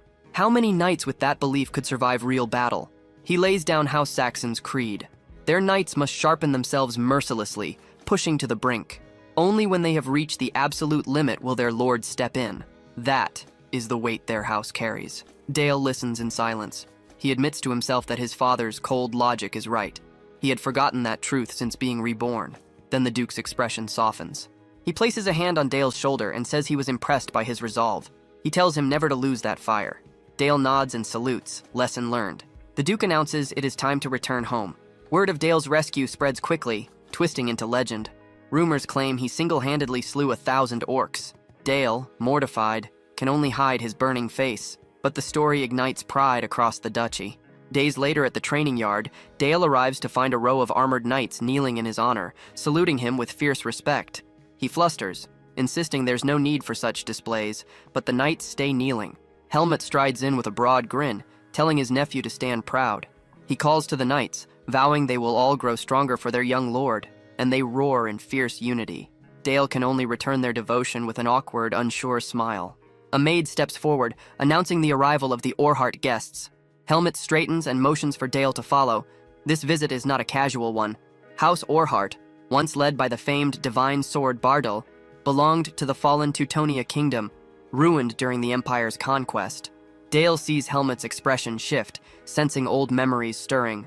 Bardal had been the one to shape him as a knight. Knowing tension may follow, Dale and Helmut peek into the throne hall. Duke Alan and Duchess Elena sit in state. An announcement echoes as the Duke instructs them to escort the guests in. A veiled woman in formal dress enters with a young blonde girl. She introduces herself as Vanessa Orhart and bows deeply. She then presents her daughter, Charlotte Orhart, who glares fiercely, jaw clenched. Dale feels the air thicken. Charlotte snaps at her mother. Furious, she bowed, but Vanessa tries to hush her. Duke Alan raises a hand calmly, showing patience. He knows what House Orhart endured. To ease the moment, he asks Dale to guide Lady Charlotte around the castle. Dale bows, approaching the girl with a polite smile and extended hand. Her face twists. She smacks his hand away hard, shouting not to touch her. Shock ripples through the room. Vanessa, mortified, rushes to restrain her, pleading for an apology. Charlotte ignores her, gritting her teeth before storming out, slamming the door. Silence lingers. Vanessa bows deeply, apologizing again and saying her daughter has been unstable lately. Elena's concern surfaces. She gently asks what happened. Vanessa shares the truth. A new overseer, Count Brandenburg the Pig King, was placed over their lands. In his grotesque obsession with siring a successor, he hunts for anyone with great sword talent, and even set his gaze on her young daughter. She barely escaped before Brandenburg could lay a hand on her, but the terror remains carved into her memory. The Duke and Duchess listen in heavy silence. Vanessa explains she has no power left. Teutonia is gone, her title stripped, and begs House Saxon to take Charlotte in as a maid so the Pig King can never reach her again. Meanwhile, Dale spots Charlotte on the training field. He calls out, and she turns, eyes still burning with anger. He asks if she even knows where she's storming off to. She snaps that she doesn't care. He smirks and asks whether her hand hurts from slapping him. She coldly says it's fine. As she turns away, he sees the redness in her eyes. Beneath her sharp edges, she's clearly a frightened, wounded child trying not to break. Then her posture shifts, suddenly calm, sharp, and deadly determined. Her gaze hardens. She draws her blade. She demands a duel, ordering Dale of House Saxon to draw his sword. Dale just stares, stunned by the abrupt challenge. Snow drifts across the training yard as she points her rapier at his throat and commands him to fight. Dale answers with a smug grin, saying he'll need a reason. He mocks the rumors. Apparently there's a story of a boy who massacred 1,000 orcs to save one knight. She doesn't laugh. She declares she will defeat the so-called unmatched prodigy, to prove she's strong enough to protect her family from that man. Dale raises a brow and asks who she means. Her answer is cold and clear. Count Brandenburg, the holy swordsman. The name stabs into Dale's mind. Rage flares. Brandenburg, the Empire's animal, the one who betrayed and executed him in his previous life. To hear that name here, again, ignites a fury that shakes him to his core. But reason slips in. If she hates the same man, he may have a potent ally in her someday. Still, she's delusional if she thinks she can beat that monster now. He flicks her sword aside with casual ease. Then he turns his back on her and strolls toward the rack of practice blades. He picks up a short training sword and returns with a patronizing smile, calling her a clueless child. He invites her to attack with everything she has. Charlotte trembles with anger. She snarls that she intended to from the start. Her rapier glows a fierce green as she lunges forward, pouring all her strength into the strike. Dale meets her strike with a lazy block, the wooden blade in his hand deflecting her attack like it was nothing.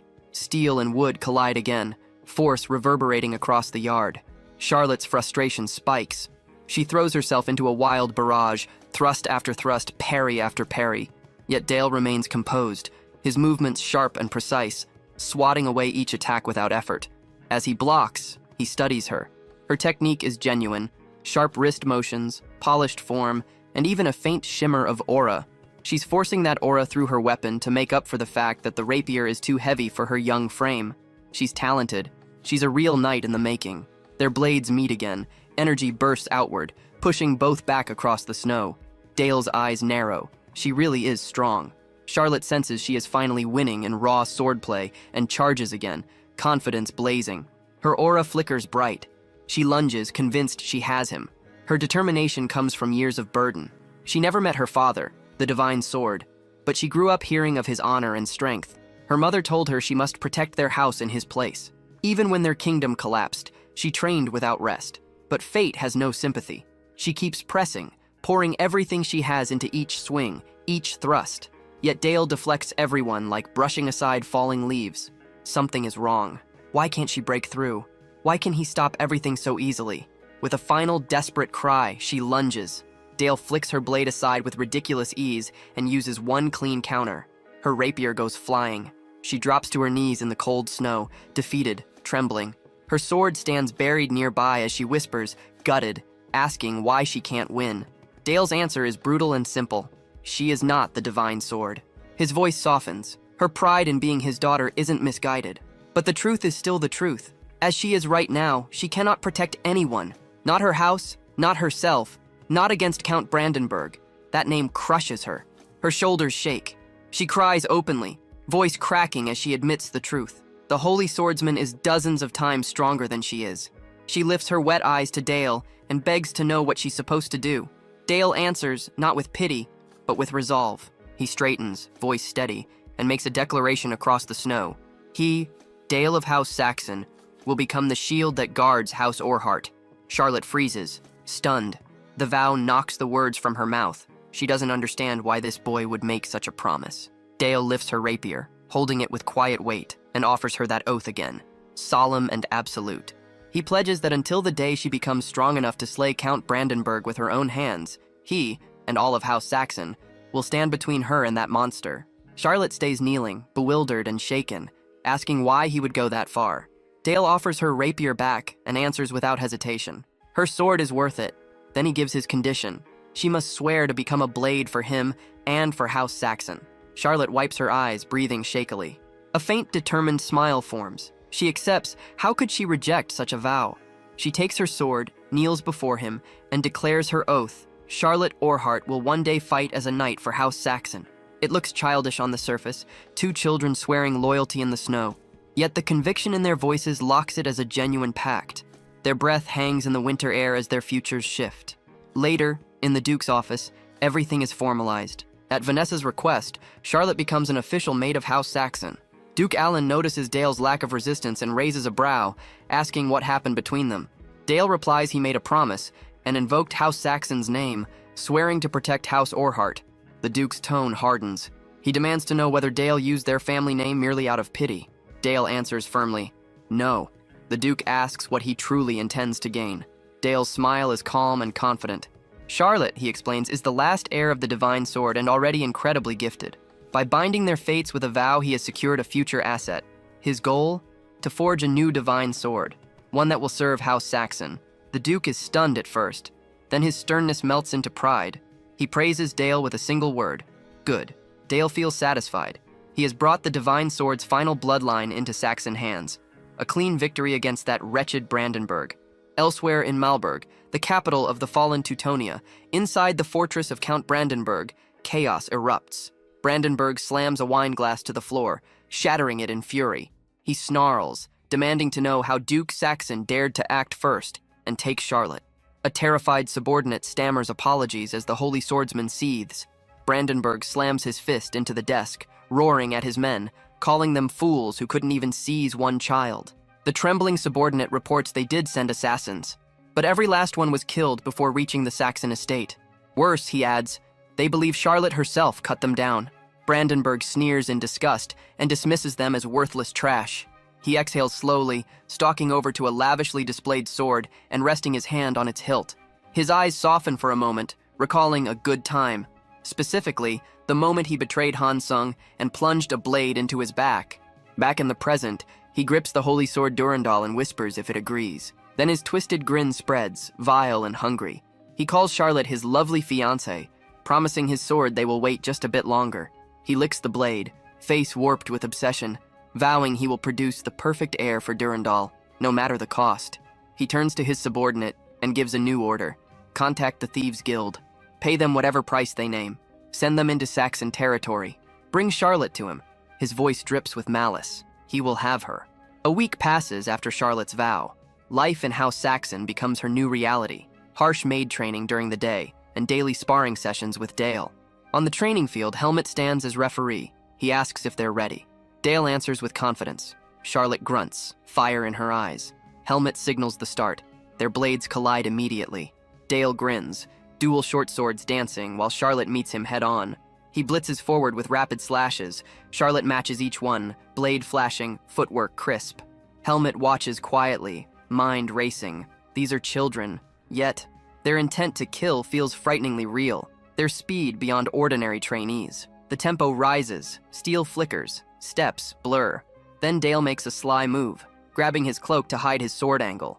Charlotte reacts late, fury spiking. She thrusts, but Helmut appears in a blur, catching her wrist inches before her blade reaches Dale's face. He calmly praises them both. Charlotte scoffs at the compliment and demands to know where she's lacking. Helmut asks if she understands a rapier's core principle. She answers thrusting. Helmut answers bluntly, wrong. Its true core is footwork. He breaks down the final exchange. Dale sidestepped and closed distance.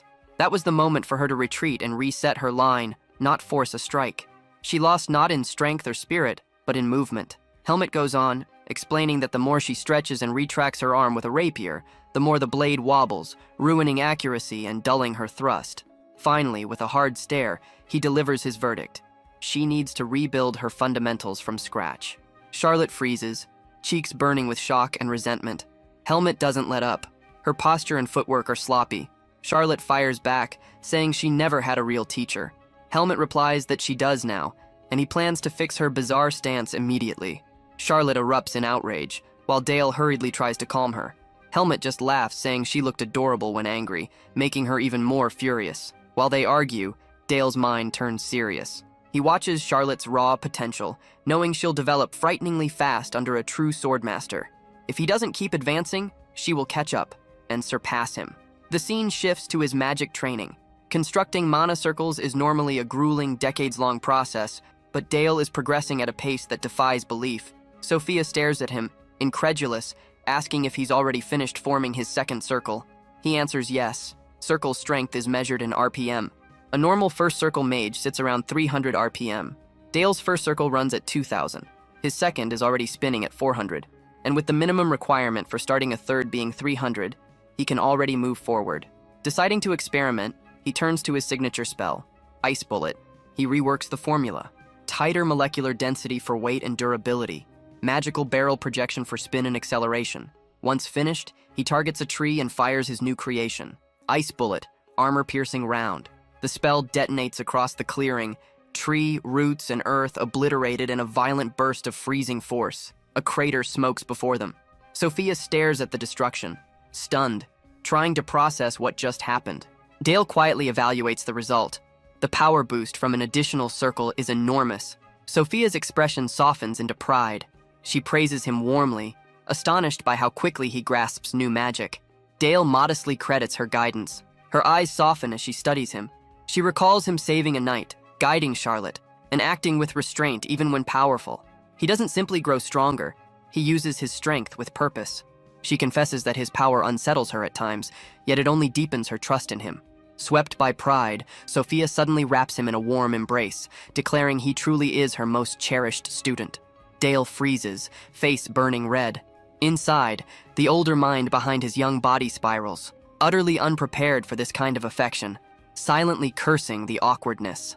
At sunrise, Dale stands alone in the snowy courtyard, still rattled by that hug. He mutters that she startled him, and wonders if she really just sees him as a child. He forces the thought away and refocuses on training. He summons a large, jagged ice wall as a target. Then he crafts a spell variant, a shotgun-style projectile. Ice Bullet, 12-gauge 00 buckshot. He fires. The ice round bursts mid-flight into dozens of sharp shards that shred the wall. Shards ricochet back. He calmly conjures a hexagonal barrier and deflects them. Satisfied, he mentally notes to try making a slug variant next. A voice interrupts. He turns to see Charlotte emerging from the snowy tree line. She says she finally found where he's been hiding to practice. He asks whether she's been training too. She nods, saying she's been drilling the footwork Helmet showed her. He comments that she seems to love swordsmanship. She flinches in surprise, then quietly admits it's true. She fidgets, struggling to speak, then blurts out an apology for her past behavior, saying she's thought about how rude she was. Dale immediately agrees, blunt as ever. She jolts in shock, mouth hanging open. Then he grins brightly and says he'll forgive her this time. He adds she doesn't need to be so stiff around him. She exhales in relief and nods happily. They stand together in the snowy quiet. Charlotte comments she loves this weather. She can train late into the night, and the cold clears her head instantly. Dale listens quietly. She smiles, realizing someone else understands. He smiles too, soft and calm. A peaceful silence settles between them in the winter air. Charlotte remarks that time moves quickly. From the castle in the distance, Duke Alan and Duchess Elena watch, the Duke noting how much their son has grown. Elena nods, remarking softly that the two fit together almost perfectly. She and her husband share warm smiles, deciding to quietly observe, Elena convinced that guiding her son toward his heart's truth is a mother's role. Time passes. The setting shifts. Narrow streets, worn stone, and hungry eyes. The slums. Dale narrates that Elena regularly offers aid here. Food, supplies, jobs, and that this year he and Charlotte have begun joining her efforts. During one visit, a frantic boy rushes to Charlotte, pleading desperately. His mother is in danger, he cries, begging Charlotte to come. Concerned, she follows. Dale trails them, expression sharpening. The surroundings tighten into cramped alleys. Dale immediately senses the problem. No escort knights, too many blind corners, and a child chosen specifically to lure another child. Suspicion locks in. He spots movement above, a hooded figure on a rooftop. Thieves' Guild, Brandenburg's dogs. So the prey today is Charlotte. The setup feels almost insulting in how obvious it is. The boy hurriedly claims he will fetch his mother, then bolts. Silence falls. Figures shift from the shadows, cloaked shapes circling them. Their green-haired leader sneers, amused at the precious little nobles in territory they shouldn't walk. He tells Dale to step aside. They only need Charlotte. Dale steps forward instead, calm and smiling. A dark, fearless smile. He plants himself in front of Charlotte and repeats his vow. Dale of Saxon protects the daughter of House Orhart. Always. Mock applause from the leader follows. He mocks Dale's bravery, then warns that noble ideals mean nothing here. Pain will teach that lesson. Daggers appear in hands around them. Charlotte leans close, whispering that she left her sword behind. Dale sits down casually, as if bored, and tells her not to worry. Inside, he considers this the perfect chance to test a new trick. Shadows twitch. Assassins leap from above. A violent surge of dark purple mana explodes from Dale's cloak, a swirling storm of living shadow. The thugs stagger back, alarmed. The leader recognizes danger and yells for them to evade. Dale notes the quick judgment. This one must be higher ranked. Even so, one assassin is caught as the shadows spiral, gripping and dragging him. Dale coolly analyzes the effect inside his mind. This new technique came after forming his second mana circle, a way to embed parasitic shadow constructs into the wind itself. A monstrous shadow beast erupts fully into form, jagged fangs, animal muscle, and a hollow hunger swirling in its eyes. It dives into the pinned assassin's body, ripping soul from flesh from the inside. The man's last sound is a broken, choking scream before silence swallows him. The alley freezes. Fear spreads through the thieves' ranks. Shadows coil tighter around Dale, knitting themselves into a towering, brutish, undead form. Glowing violet eyes, claws like carved obsidian, a guttural screech ripping the air. Terror paralyzes the attackers. One whispers undead as dread crawls across their faces like a cold plague. The leader snaps, shouting orders to kill it. Even he sounds unsure, his men advancing with shaking hands. Snarling, he chooses to strike personally. To him, even a duke's brat can't survive a skilled blade. He leaps, splitting into illusory doubles flooding the alley. Green aura flares, daggers burst forward in a deadly hail, aimed at Dale's heart. Dale doesn't flinch. Shadows whip around him like living shields, swatting away the blades as if brushing dust from cloth. The leader's face contorts. Shock, rage, disbelief all twisted together. Before the assassin can regroup, Dale stamps the ground. A bright blue array flares beneath him. He unleashes Ice Buckshot, his twin barrel spell erupting like magical gunfire. The volley tears through the air, slamming into the leader mid-leap, shredding flesh and armor. He crashes down bleeding, stunned, barely holding consciousness. From behind a wall, Charlotte peeks out, voice trembling as she calls Dale's name. The alley has become a graveyard. Dale stands over the fallen leader, while his undead beast tears into another body, feeding eagerly. The leader staggers upright again, blood running, aura flickering. Dale notes coldly that aura users don't die easily. The thief chokes out a defiant threat, but doesn't finish it. Dale gestures. Shadows explode outward, blades of midnight shredding the thieves in an instant. Limbs fall. Voices stop. His undead servant finishes the last standing body, cracking bone in its jaws, roaring as it devours. Only silence remains. Broken bodies, frost, and hungry shadows. Dale turns away from the carnage, calm once more. He approaches Charlotte, who sits trembling against the wall. He crouches and asks if she's all right. She nods weakly, still shaking. Then, a scream. One last assassin, somehow breathing, runs in blind panic, desperate to escape the nightmare. Dale pays no mind to the fleeing assassin. With lazy precision, he forms an ice round beneath his heel and flicks it forward. The shot blasts through the man's leg, dropping him face first onto the cobblestone. The hulking undead lumbers over, seizing the crippled thief. The man breaks instantly, sobbing, begging, choking on fear. Dale approaches slowly, steady voice carrying more weight than the monster's claws. He commands the creature to return. It dissolves back into his shadow like a beast sinking into black water. The survivor scrambles for a bargain, promising information, everything he knows. Dale pauses, studying him. He asks if the man truly means everything. The thug nods desperately, spilling words, eager to live. Dale decides the trash before him has nothing worth hearing. He lifts a hand. A single shot. Ice shatters bone and skull. Silence. He stands over the corpse and states flatly that he wasn't interested anyway. A final blast of magic wipes away any remaining threat. Charlotte jumps at the violent finish. Dale turns to her, voice calm. He tells her this is the true face of Saxon's land. Cruel when needed, but powerful enough to guard what it claims. He asks if she fears him. She admits some fear, but says it doesn't matter. He did it to protect her. Then she repeats her oath. If House Saxon will be her shield, she will become their sword. She thanks him for giving her a future to aim toward, and vows to grow strong enough to earn it. Dale watches her, thoughts drifting. Part of why he accepted her oath was guilt. Guilt tied to Sir Battle, the knight he killed in his previous life. He realizes Charlotte's pledge carries a weight he didn't expect. Far away, Count Brandenburg rages. A letter burns in his hand, a summons to Saxon Castle to answer for the kidnapping attempt. Even the Emperor's cherished holy sword cannot ignore such an order. Days later, Brandenburg arrives. Duke Saxon sits on his throne, Dale at his side. He greets the Count formally. Brandenburg answers with false politeness, privately sneering at the children before him. The Duke speaks of the uproar in the Empire, the scandal of attempted abduction in his domain.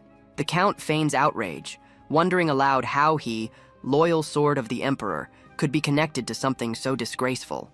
The air shifts. Dark mana pours from Duke Saxon like a rising storm.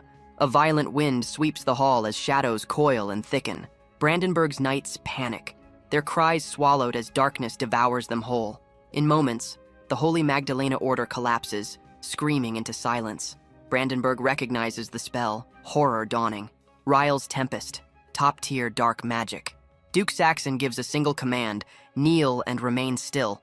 Brandenburg snarls in fury, just moments before the storm closes in. He sits unfazed on his throne. The Duke answers coolly, asking if Brandenburg failed to hear the command the first time, and warning there will not be a second chance. Grinding his teeth, Brandenburg kneels. Rage simmers beneath his skin. Humiliation burns hotter than flame. He never imagined bowing like this. The Duke speaks for all to hear. The Count was summoned in the name of peace, yet should he ever lay a finger on Saxon's children again, the entire Brandenburg bloodline will be erased. His tone stays almost polite as he hopes the Count understands, then mockingly invites him to take a moment and warm himself before leaving. Brandenburg forces out a stiff reply, grateful in word only, then says he cannot remain any longer. The Duke dismisses him without interest. Dale watches quietly, realizing the blow just dealt to one of the Emperor's sacred swords will ignite turmoil across the Empire. Their role, he thinks, will be to cut off the head of the so-called Sword of Sanctity. By the time the capital learns Brandenburg knelt before the Black Duke, Duke Saxon sits in his office with teacher Sepia. He gestures to the corpses on the floor, the remains of the thieves who attacked Dale. He states plainly that Dale killed them. Sepia stares at the bodies, tension tightening her expression. She wonders aloud if her guidance warped him.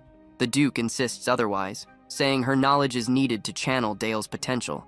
He offers her the role of chief advisor to House Saxon. The weight of the offer hits her. It means taking the Saxon crest as her own. He continues, Dale trusts her more than anyone, and shaping him is beyond his power alone.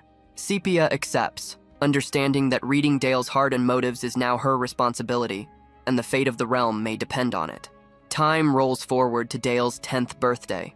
A glittering banquet hall shines with chandeliers and gilded banners. For the first time, nobles from the Emperor's camp attend.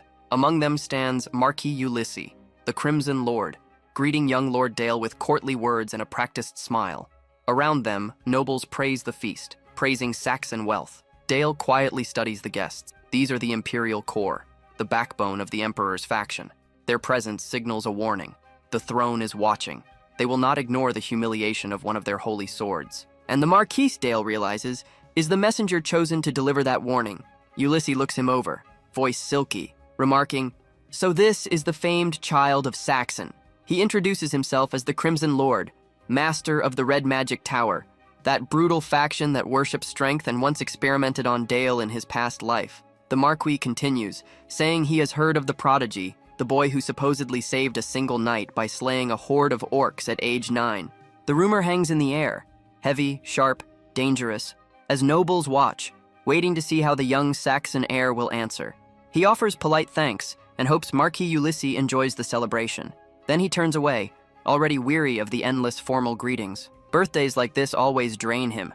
He would rather be training with Charlotte, but as an official lady-in-waiting, she must maintain appearances, and the daughter of the sword god cannot be seen drilling with blades in public.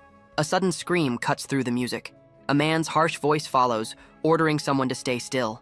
Dale heads toward the noise. He finds a weeping maid on the floor, pleading as a heavy-set man looms over her, threatening and grabbing at her while she invokes House Saxon's name for protection. The man snarls that a low-born servant has no right to say the Duke's name, bragging that touching girls is better than enduring a boring banquet, and promising to butcher her if she resists. Dale steps forward, voice ice-cold, demanding to know what the man thinks he's doing. The man, Pietro, startles, then tries to twist the situation, crudely suggesting the young heir has never tasted a woman and offering to teach him. He presses a knife to the trembling maid's neck, calling her just a servant. Dale ignores him, telling the maid, Eve, not to fear. He knows that in a stratified world like this, Pietro never expects a noble to strike a visiting dignitary. That arrogance gives Dale the moment he needs. A sharp burst of ice strikes Pietro and sends him crashing to the ground. Only then does Dale caution himself. Striking an imperial representative is a heavy move. Pietro climbs up in fury, and Dale orders him to kneel and apologize to Miss Eve, stating she is under the protection of House Saxon. Pietro sputters, claiming imperial authority, and arguing that defending a maid against him is practically treason. Dale cuts him off, voice dripping venom. "So does the Emperor enjoy assaulting other people's maids?" Pietro freezes, shocked at the accusation. Just then, Duke Saxon, Marquis Ulysses, and the nobles arrive. Ulysses studies the scene, amused, calling it an interesting sight. The Duke asks what happened. Dale answers evenly. Pietro attempted to violate a maid of House Saxon. A scoffing noble questions whether Dale would truly shame Sir Pietro over something so minor. Pietro quickly tries to seize the moment, whining to the Duke, but Dale silences him sharply, demanding to know who gave him permission to stand. Then Dale turns to address all present. Nobles of the imperial capital, he reminds them, represent the Emperor himself. So Pietro's attempt to force himself on a servant does not only disgrace House Saxon, it stains the Emperor's name. A hush falls. Marquis Ulysses breaks into laughter, applauding the logic. He declares the young lord's reasoning flawless, and mocks Pietro in front of everyone. How dare someone representing His Majesty dirty royal honor by preying on a maid? Ulysses snaps an order to his attendant, who moves on Pietro like a blade. Pietro screams for mercy as fire erupts across his body, flesh sizzling under the Crimson Lord's attack. Ulysses proclaims the young lord's logic flawless, declaring it the Empire's duty to incinerate vermin who sully imperial honor. With a final, lofty nod to Dale's future, the Marquis closes the scene. When the imperial retinue finally departs, calm returns to Saxon Castle. The next morning, Maid Eve wakes the young lord. Dale thanks her, sensing her hesitation. She shyly admits she is proud to serve him. He notes the awkward deference. He has lived in this world long enough to know what the Saxon name carries, and steels himself to use every tool at his disposal against the Empire. Later, the Duke summons him to the study, remarking that Dale's recent behavior has been unusual.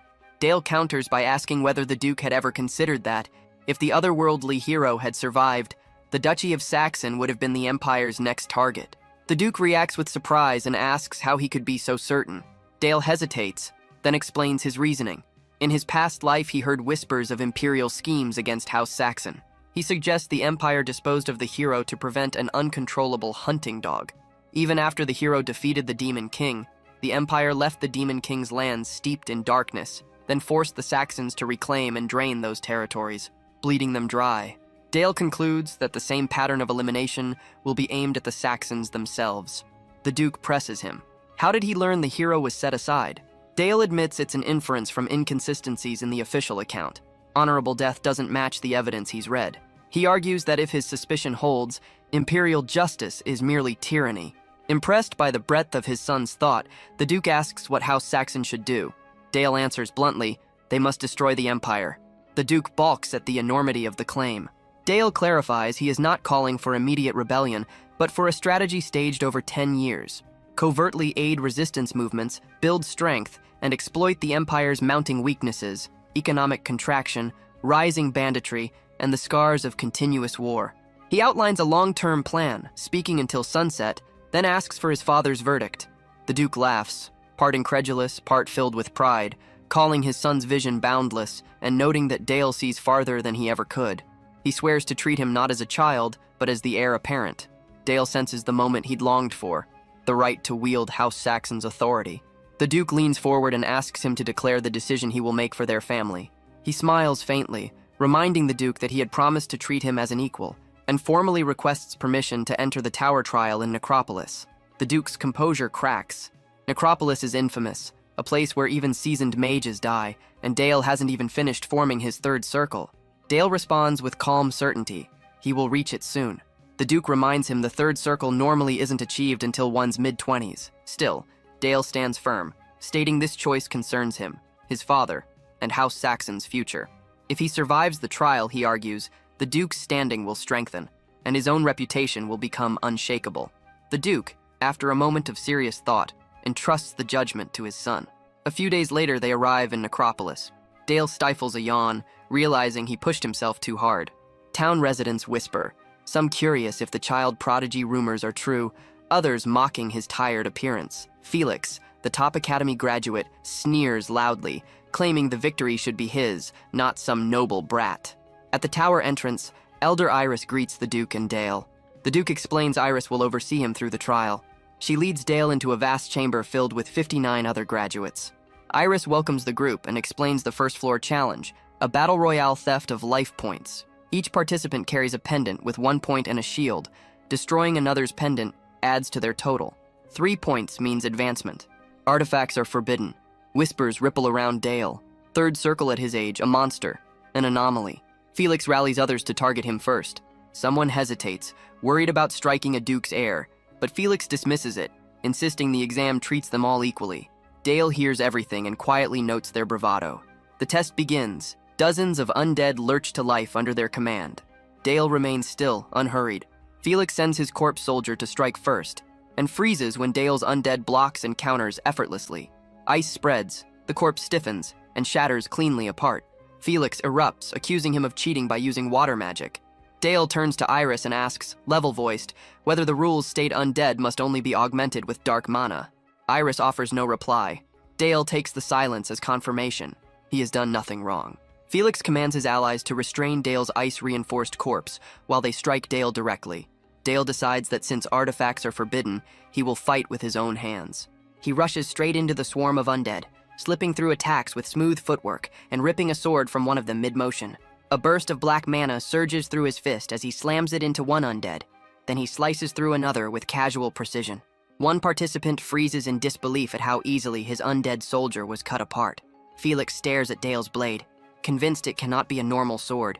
Iris quietly notes that Dale altered the bone structure inside the corpse blade, boosting its hardness. Dale leaps high, bringing his modified sword down in a brutal overhead strike that shatters another undead.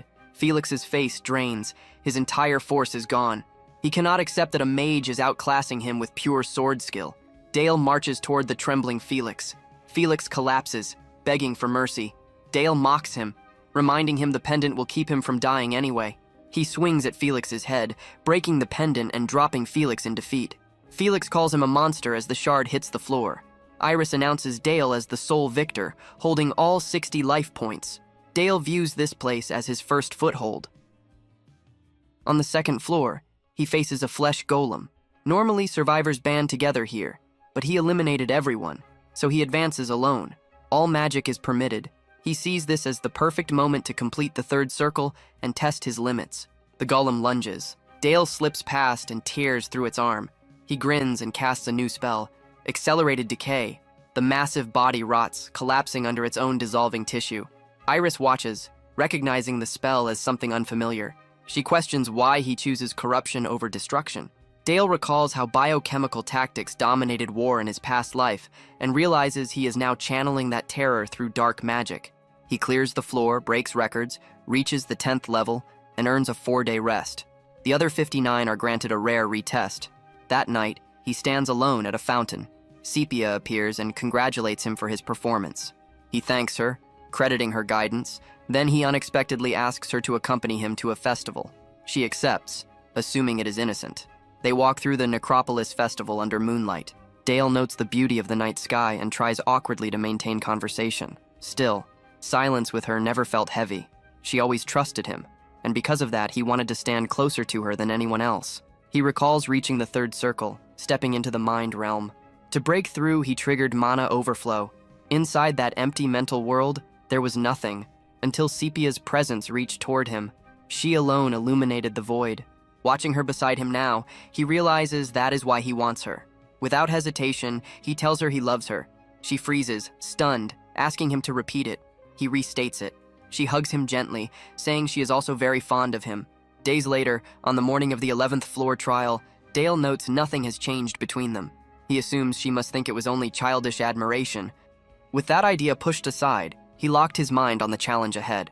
Eris laid out the rules. A single magical duel, 1 against 1, with the victor earning passage to the 12th floor. Dale stood opposite Elbert Rosenheim, a third circle master who made it clear through his actions and attitude that mercy would not be given just because Dale was young. Dale quickly assessed the situation. On this floor, his magic was no longer held back. Artifacts were free to be used, which also meant the life point pendant was no longer a sure shield against death. Elbert gathered his mana, fully intending to prove the difference between them. He launched a rain of dark arrows, each one flying straight toward Dale with deadly aim, meant to crush the confidence of a reckless child. Dale showed no panic. He slipped past the attacks with smooth movements, realizing that Elbert had started too early. Still, no one interfered. Those watching wanted to see what Dale could really do. This place judged only ability, Dale concluded inwardly, while silently blaming Elbert's pride. Irritation twisted Elbert's face as he called forth a swarm of violent shadow spawn, binding them with magic that demanded complete obedience. Dale observed the display with clear disinterest. It felt excessive, though he admitted that Elbert's control was beyond that of the weaker opponents he had beaten before. The undead rushed him, but Dale avoided them with ease. Each failure only deepened Elbert's frustration. Elbert grew desperate, convinced that dodging alone could not bring victory, and forced one of his creations into a self-destructive attack, certain the end was near. Then Dale disappeared.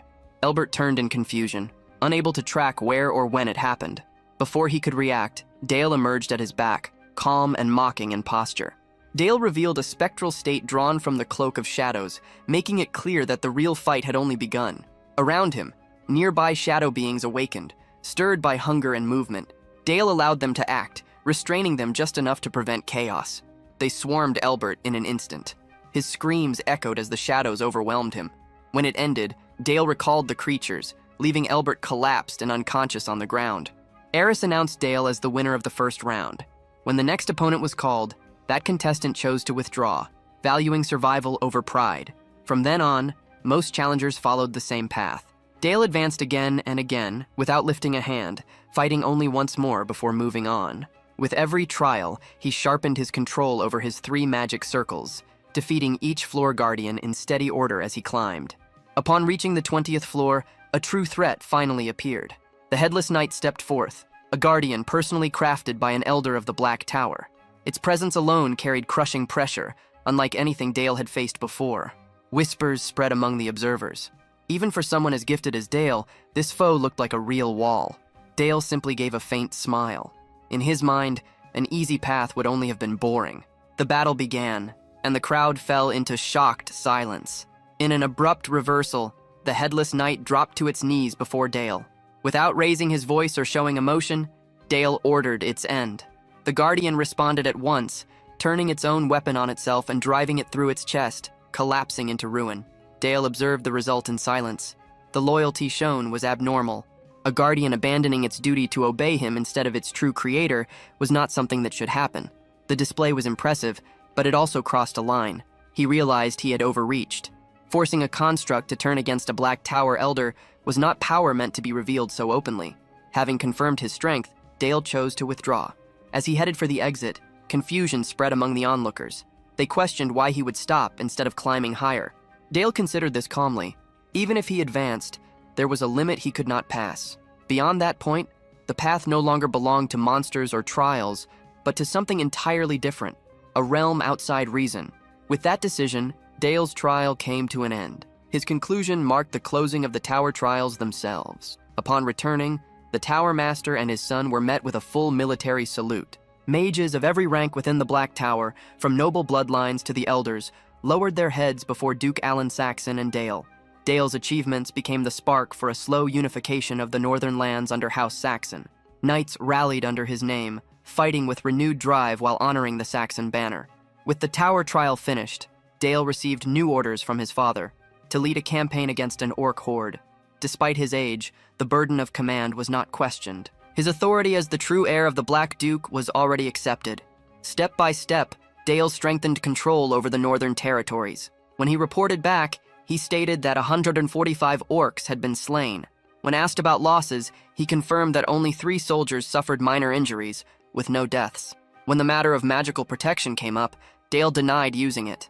The outcome, he explained, was the result of pure sword skill passed down through House Saxon. The Duke showed clear approval, praising his son without restraint. Sir Helmet, who had watched Dale lead, noted that the young lord now moved like someone already used to commanding a force the size of a full regiment. Dale gave credit to Helmet's guidance, earning acknowledgement from the veteran knight. Helmet pointed out that Dale had absorbed strategy, tactics, swordplay, and the flow of battle itself, stating that a true territorial war was only a matter of time for him. Dale's thoughts lingered on that future conflict. The idea of a domain war did not trouble him. If anything, it stirred anticipation. The scene shifted to Dale training alongside Charlotte. She rushed at him without hesitation, their blades colliding in fast, sharp exchanges, each strike clean and controlled. After the sparring ended, Dale stated that her technique had improved a little. Charlotte reacted with clear irritation, snapping at him for commenting as if it were his place. Dale wondered if he had pushed his teasing too far. She pointed out that he had already reached the 3rd circle and cleared the 20th floor of the Tower trial, drawing praise from everywhere, and questioned whether he was not already tired of being admired. Dale brushed it off and encouraged her, telling her that her strength would continue to grow. He admitted her talent openly, noting that despite being only 10, her ability stood out. Charlotte lashed back, demanding that he stop treating her like a child. Dale answered with an easy smile, remarking that she still was one. She countered immediately that he was no different. Dale laughed it away, claiming that his mind was already that of an adult thanks to memories from a past life. Later, Sir Helmet resumed instruction with Dale and introduced the hammer and anvil tactic. He laid out how cavalry struck and shattered the enemy's flank, while infantry held the line, trapping the opponent in place, just like metal being crushed against an anvil. Dale pointed out that the tactic relied entirely on the strength of the Black Cavalry, thinking that the core rules of war had never truly changed, no matter the era. He then asked about Charlotte's progress. Helmet confirmed that her training was solid, though she was still far from his own level. Her fundamentals were settling into place, and she would soon move on to aura control and the sword style of House Saxon. Still, Helmet raised a concern. Before he could expand, Dale guessed the issue himself, realizing it was about whether Charlotte's natural style would fit with the family's techniques. The narration clarified that just as mages refined mana through circles, knights shaped it into aura. And much like mages built towers, knights formed orders to protect and pass down their sword arts. The Black Cavalry of House Saxon, tied to the Knight Raven Order, focused on direct power and crushing force. Charlotte's approach favored speed and movement instead. She might one day reach the level of the Seven Swords, but she would never attain the first sword, the highest position among them, once held by her father. Helmet regretted that the Sword of Blossom style had been lost with the fall of the Night Kingdom. That thought left Dale wondering whether the technique was truly gone or simply hidden. As Dale continued strengthening his name through harsh training and constant monster hunts, the moment came for his growth to be tested. A messenger arrived before the Duke with troubling news. Baron Parker, a minor noble, had declared ownership over a copper mine already under Saxon control and formally demanded a domain war. Dale instantly saw the move as reckless. The messenger added that Archduke Brandenburg had agreed to support the Baron in return for a share of the mine and would send the Order of St. Magdalena as military backing. Dale immediately understood Brandenburg's intent. It was not about the mine, but a calculated act of revenge for the humiliation Duke Alan Saxon had once inflicted on him. The moment for conflict had arrived, and Dale understood that it was both a trial and a demand to act. He turned toward his father, steady and unyielding, and formally asked for permission to march with the Knights of House Saxon. He expressed his desire to lead the army himself in the coming war, but the Duke's response cut him off immediately. Duke Alan rejected the request without hesitation. He made it clear that it was far too soon for Dale to carry such responsibility. He cautioned him against careless words, stressing that war between people was nothing like fighting monsters. The rebuke hit hard. The sharp light in Dale's eyes dulled, and his certainty cracked into silent disappointment. Shifting focus, Duke Alan addressed Baron Greenbelt and reassured him that his mines would remain under protection. The Baron bowed again and again, gratitude evident in every movement. Watching from the side, Dale felt the weight of refusal tighten in his chest. That night, he sought out his uncle Helmet and explained everything that had happened. His frustration showed as he admitted how deeply it bothered him. He believed without doubt that he could outperform any commander, yet his father refused to rely on him. Helmet listened without interrupting and advised him to let go of his anger. He reasoned that Duke Alan surely had reasons of his own, even if they felt unfair. Then Helmet revealed something unexpected. He produced a board game, one designed to reflect the structure and flow of war. Dale leaned in at once, catching the meaning behind it without effort. This was not a simple game, but a test of thought and foresight. Helmet was clearly amused by how quickly Dale understood. He explained that mastering this game could sharpen strategic sense far more than endless weapon drills. Before Helmet could finish, Dale grabbed the board, determination flashing across his face. He left immediately, already set on his next move. Helmet called after him in confusion, but Dale did not turn around. Soon after, Dale stood in front of Duke Alan again, the board held tightly in his hands. He demanded to be judged through strategy instead of words, asking for a fair test of ability through the game itself. If he proved superior, he wanted command in the coming war. Duke Alan stared at him, stunned by his persistence. Dale did not back down. His posture was firm, conviction burning in his eyes. He laid out his belief that real war was not decided by strength alone, but by planning, judgment, and control. Helmet stepped in awkwardly, attempting to smooth things over and excuse the young lord's boldness. Duke Alan silenced him with a raised hand. Interest sharpened his expression. He agreed to the challenge under one condition. If Dale lost, he would completely give up the idea of joining the battlefield. The match began. Silence filled the room as father and son took their places across the board. Every move carried weight, thick with pressure and focus. Dale's thoughts moved like a sharpened edge, fast and exact. He measured each strike, traced every possible counter, and read traps before they formed. Before long, the unlikely outcome became real. He claimed victory in 2 of the 3 rounds. Helmet could hardly process what he was seeing. Even with Duke Alan stacking the field in his own favor, stronger pieces and superior placement, Dale still broke through and won. When the last piece was removed, Dale looked up at his father. His manner was steady and firm as he pressed for the Duke to keep his word. Duke Alan released a slow breath, the corner of his mouth lifting just slightly. He wondered when Dale had learned a game like this. Dale offered a casual explanation, saying he had picked up the rules long ago from an old book in the library. The Duke gave a brief nod and let the matter pass.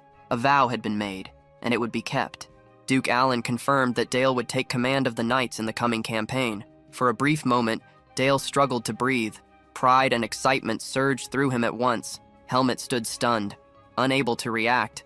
Then the Duke's mood shifted. His voice turned heavy, emphasizing that the name of House Saxon would now rest on Dale alone. There would be no room for failure. In an uncharacteristically gentle pause, Duke Allen checked whether his son truly grasped the burden he was taking on. Dale met his father's eyes without flinching, his resolve firm, making it clear he would not fall short. The Duke's hard expression eased. He dismissed Dale afterward, signaling that it was time to prove the worth of his training. Not long after, far away in Mockburg, the towering castle of Count Brandenburg loomed under a dark, overcast sky. Inside its massive stone halls, anger rang out unchecked. Count Brandenburg's rage echoed as he berated his son, Philip, veins standing out on his brow. He accused him of drinking again and wasting time among the slums, his fury growing louder by the second. Whispers were already spreading that the young heir of House Saxon would soon march at the head of knights, while Brandenburg's own son disgraced himself. The Count demanded to know what Philip had been doing while his rival prepared for war. Philip showed no concern at all. He answered with a lazy grin, brushing off the situation as meaningless. To him, the heir of House Saxon was nothing more than a child, a weak runt barely worth notice. With smug confidence, he made it clear that he intended to crush that brat from House Saxon without effort. He bragged openly, claiming that both he and his father's knights could deal with the problem without effort. That was when Count Brandenburg's restraint finally broke. He slammed his hand onto the table, harder than before, the force shaking goblets and making Philip flinch. His rage boiled over as he hurled Philip's own words back at him in disbelief, branding the Saxon heir as nothing more than a runt and an arrogant child. His eyes burned with fury as he made it clear that the boy Philip mocked was something far beyond his reach. It was a monster whose shadow Philip could not touch even after 100 years of striving. The Count went further, tearing into his son, calling him useless and beneath even that 10-year-old youth. Philip stood stiff. The confidence he had worn cracked apart as the insult cut deep. The storm of anger cooled into a hard, bitter resolve as the Count's thoughts shifted inward. He regretted not acting sooner concerning Charlotte. After a heavy silence, he turned back with cold authority and announced that, in the approaching battle, command of their knights would be placed in Philip's hands. Philip's face lit up at once, excitement rushing through him as he accepted without hesitation. The Count's expression darkened again. He mocked his son sharply, questioning what there was to be happy about, then crushed the moment by making it clear that Philip's role would be a hollow symbol. True authority, he stated, would rest with the adjutant Lord Milvers. Confusion twisted Philip's expression as he tried to understand, but the Count dismissed him entirely and ordered Milvers to escort Philip out at once. Milvers gave a restrained bow. Left alone, Count Brandenburg released a long, angry breath, his thoughts churning with frustration. Given the choice, he would have led the troops himself, yet striking down a child with full force would drag his name through the dirt. His fists tightened as a more unsettling idea settled in his mind. Perhaps this outcome had been planned all along by Duke Saxon. Several days later, the scene shifted to Castle Greenbelt, where tension hung thick in the air. Soldiers and nobles gathered, waiting for the arrival of their new commander, the young heir of House Saxon. Baron Greenbelt stood near the gates, nerves clear as he adjusted his coat time and again while Dale approached. He greeted the boy with a strained smile, his unease showing despite his efforts. Behind him, quiet murmurs spread through the crowd. Some whispered in disbelief, unable to accept that their commander was just a child. One scoffed softly, doubting whether the boy could even swing a sword. Another remarked that the child was said to be a prodigy, and that underestimating him might be a mistake. Low laughter and uncertainty mixed together. Baron Greenbelt forced himself to stay composed, praising Dale by saying that his presence alone brought relief, that seeing him inspired belief and hope for victory. Dale acknowledged the words with calm gratitude, his expression steady. Even so, hidden beneath the Baron's polite manner, doubt still remained. Could someone that young truly command soldiers on a battlefield? Even with the black cavalry at his back, Dale was still only 10 years old, far younger than anyone expected for such responsibility. Summoning his nerve, Baron Greenbelt proposed escorting Dale to a banquet arranged in his honor, noting that the kitchen staff had worked for hours to prepare it. Dale rejected the idea at once, his refusal calm and firm, making it clear there was no time to spare. The Baron hesitated, caught off guard, and unsure of what the young lord intended. Without warning, Dale drew his sword and leveled it toward Baron Greenbelt.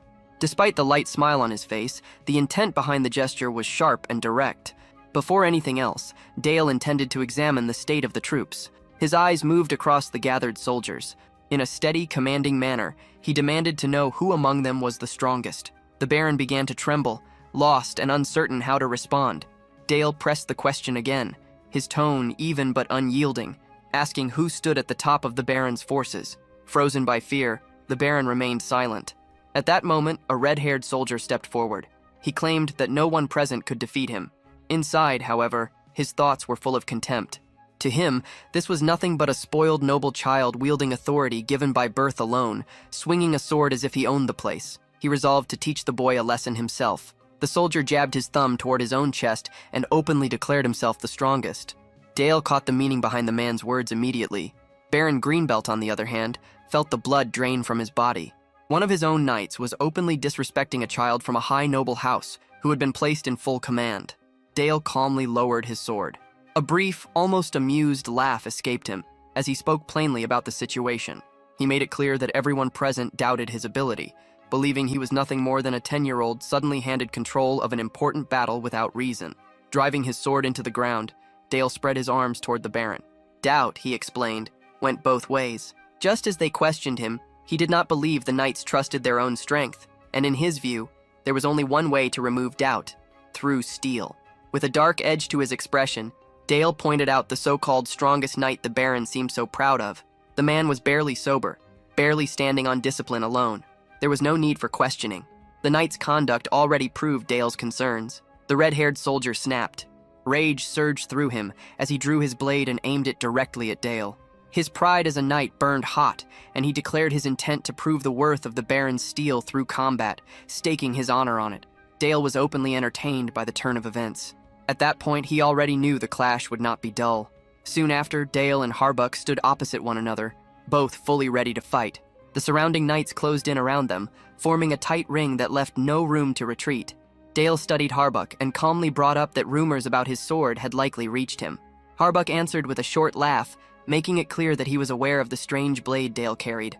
Dale's expression tightened slightly as he questioned the source of such bold confidence. He wondered whether Harbuck truly believed his arms carried overwhelming strength. Harbuck gave no reply. Instead, he drew his blade and attacked first. Dale reacted at once, stopping the strike with shadow magic. Harbuck pressed on without pause, swinging again and again with raw force. Each attack was met cleanly, Dale blocking every blow with exact timing. As the exchange continued, Dale watched closely. Harbuck's sword carried no aura. That detail stood out. Aura blades were reserved for high-ranking knights, yet despite the limit, Harbuck fought with all he had. Dale acknowledged that effort, at least. With that thought, Dale shifted gears and struck back using controlled shadow tactics. Harbuck failed to understand what he was facing. The movements and angles were unnatural. Still, he tried cutting through the shadows by force alone. Confusion crept in. He couldn't grasp why Dale's attacks kept coming, or why his own artificial aura refused to respond. Dale continued advancing without hesitation. In his eyes, Harbuck's skill level was nothing special. Before that thought fully settled, the fight ended. Harbuck suddenly crumpled to the ground. Baron Greenbelt's eyes flew open in shock. He rushed forward, calling out in alarm as he dropped to his knees beside the fallen knight. Panic set in as he demanded to know what had happened and what Dale had done. Even Dale was caught off guard. He questioned how the knight could fall so easily. The Baron, still shaken, accused the young lord of harming one of their most important fighters right before a major battle. Dale responded with controlled politeness, addressing the Baron directly. He made it clear that accusations should wait until the situation was understood. If that level of strength was all Harbuck possessed, then he would only slow them down once the battle began. He ended by questioning whether the Baron's true intention was to let House Saxon handle all the fighting, while others stood back and watched. The Baron went rigid, unease plain on his face. Dale moved closer, blade leveled forward. He questioned whether this man truly counted as one of the Baron's key knights, someone meant to strengthen the force rather than weaken it. Raising his sword slightly, Dale made his stance clear. House Saxon would never hesitate to shield Greenbelt's domain, but it would not tolerate negligence in return. Until the battle reached its end, the duchy's knights would act as a blade in service, but only for a lord who upheld his responsibility. Then his voice rang out across the camp, firm and absolute. He forced the Baron to choose whether to stand with him or fall due to his own weakness. At those words, every soldier present dropped to one knee, offering their loyalty without hesitation. The scene shifted elsewhere, to Duchess Elena, overcome with grief as she cried for her son, devastated that he had gone forward alone. Duke Alan Saxon stayed by her side, calming her gently.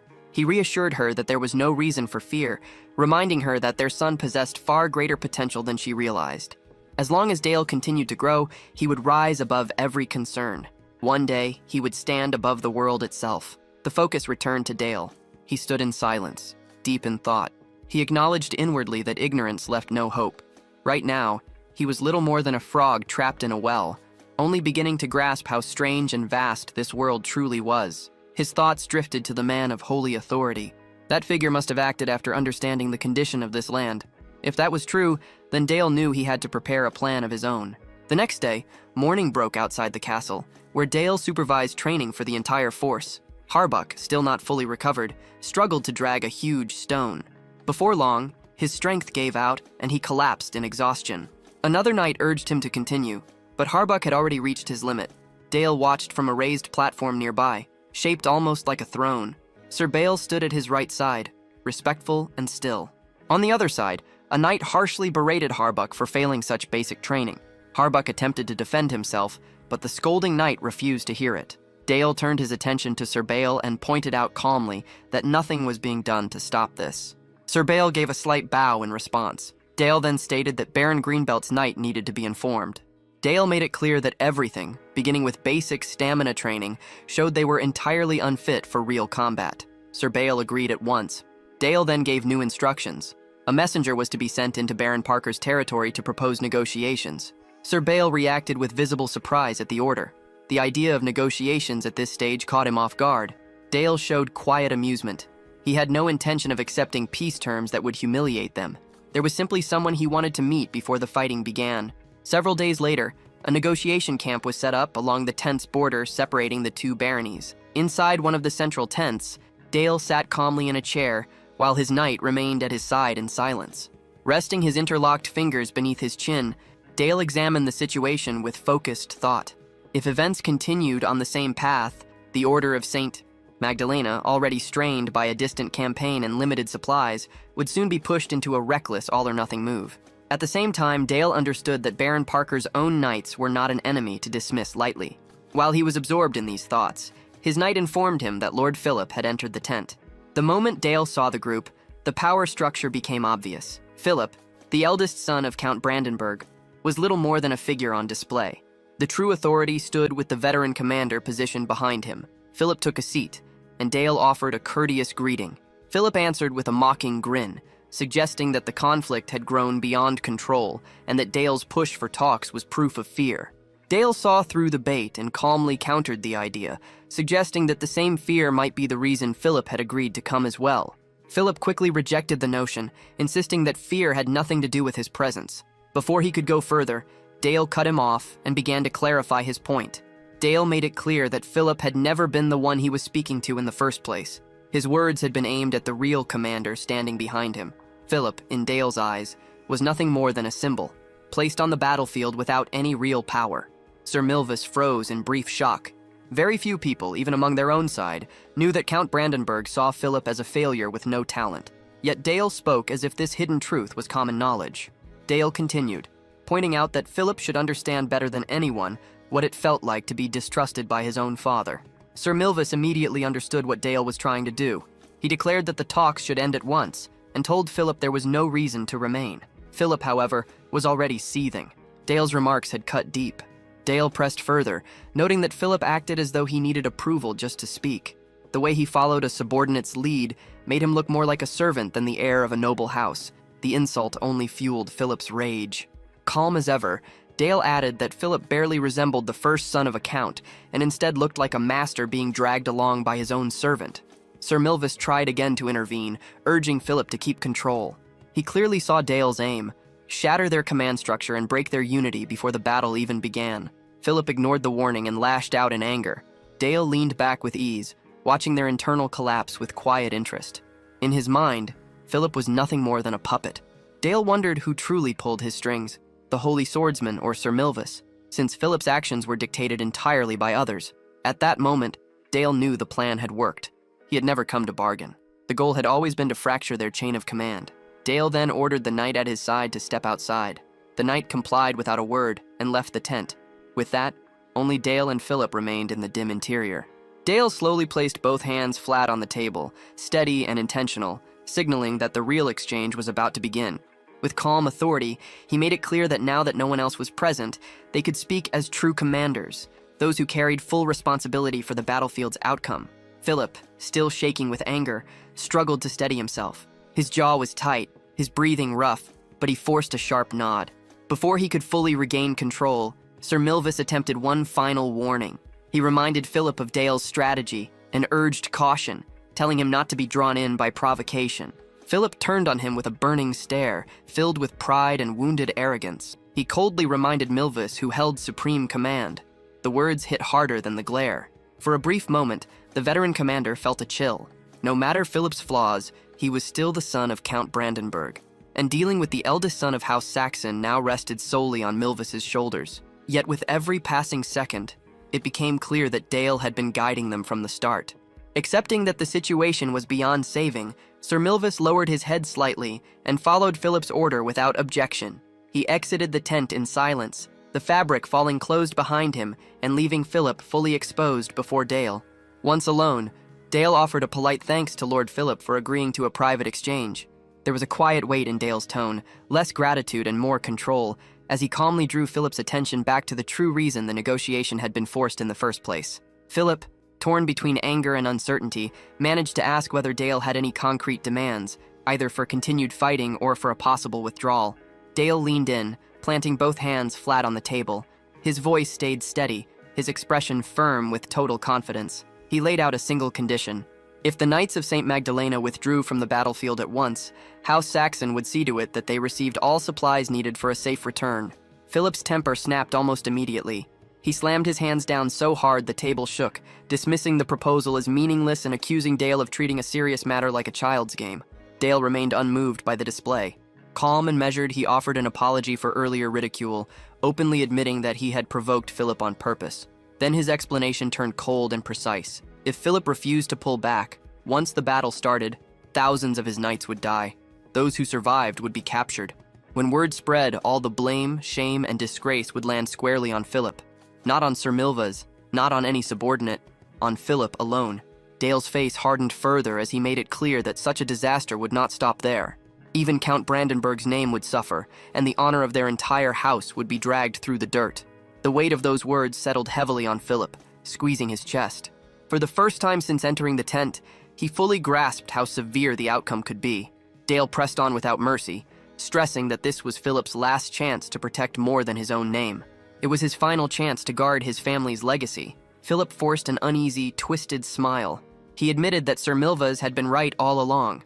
Dale's true goal was to shame him and break his confidence. Dale rested his chin on his folded fingers, answering with quiet control.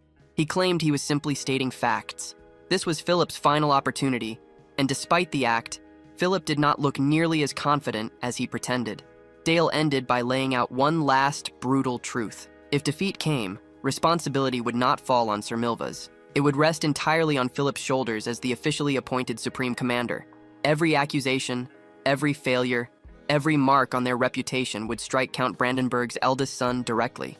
Philip struggled to maintain a stiff, fabricated smile, trying to salvage some dignity. He claimed Dale would not stay calm for long, and that he would prove in front of everyone who truly commanded the battlefield. Dale stayed composed, responding that confidence was fine, as long as Philip could keep it when the next stage began. With the tense talks finished, the focus shifted to Baron Greenbelt's castle. Some time had passed since the negotiation. High above, on the rooftop of the opposing fortress, Sir Milvis stood upright with several of his knights, surveying the land spread out below. One of the knights carefully watched the Greenbelt estate through a spyglass, tracking every movement from afar. Sir Milvis demanded a status update, and the knight reported that House Saxon's main force was finally on the move, fully armed and ready for battle. The report stirred Milvis's memory. Dale's calm face during the negotiations resurfaced in his mind, an expression that refused to fade. Despite his age, the boy had shown no trace of fear or doubt. There had been no hesitation in his posture or words. That composure alone proved Dale was no novice. His experience and restraint had been obvious in every small action. Milvis muttered that Dale's youth could still be turned into an advantage. He drew his sword in a sharp motion, his face darkening as he made his intent clear to those around him. He planned to be the one who would force that child to learn a painful lesson. The surrounding knights erupted in unison, their voices rising as they eagerly echoed the sentiment, fully convinced they would crush the young commander. Far away, near the barren outskirts of Greenbelt's castle, one of Dale's knights came running toward him, breath heavy and face drained of color. He reported that Sir Milvis's main force had begun advancing toward their position. Dale showed no reaction beyond a quiet nod, as if the news carried no pressure at all. He lifted his sword and directed it toward his assembled knights, signaling that the moment had arrived for House Saxon to live up to its name. This battle, he made clear, would prove that their bloodline deserved every ounce of reputation it carried. The knights answered with a fierce roar, repeating the resolve of their young commander without the slightest hesitation, their will solid and unbroken.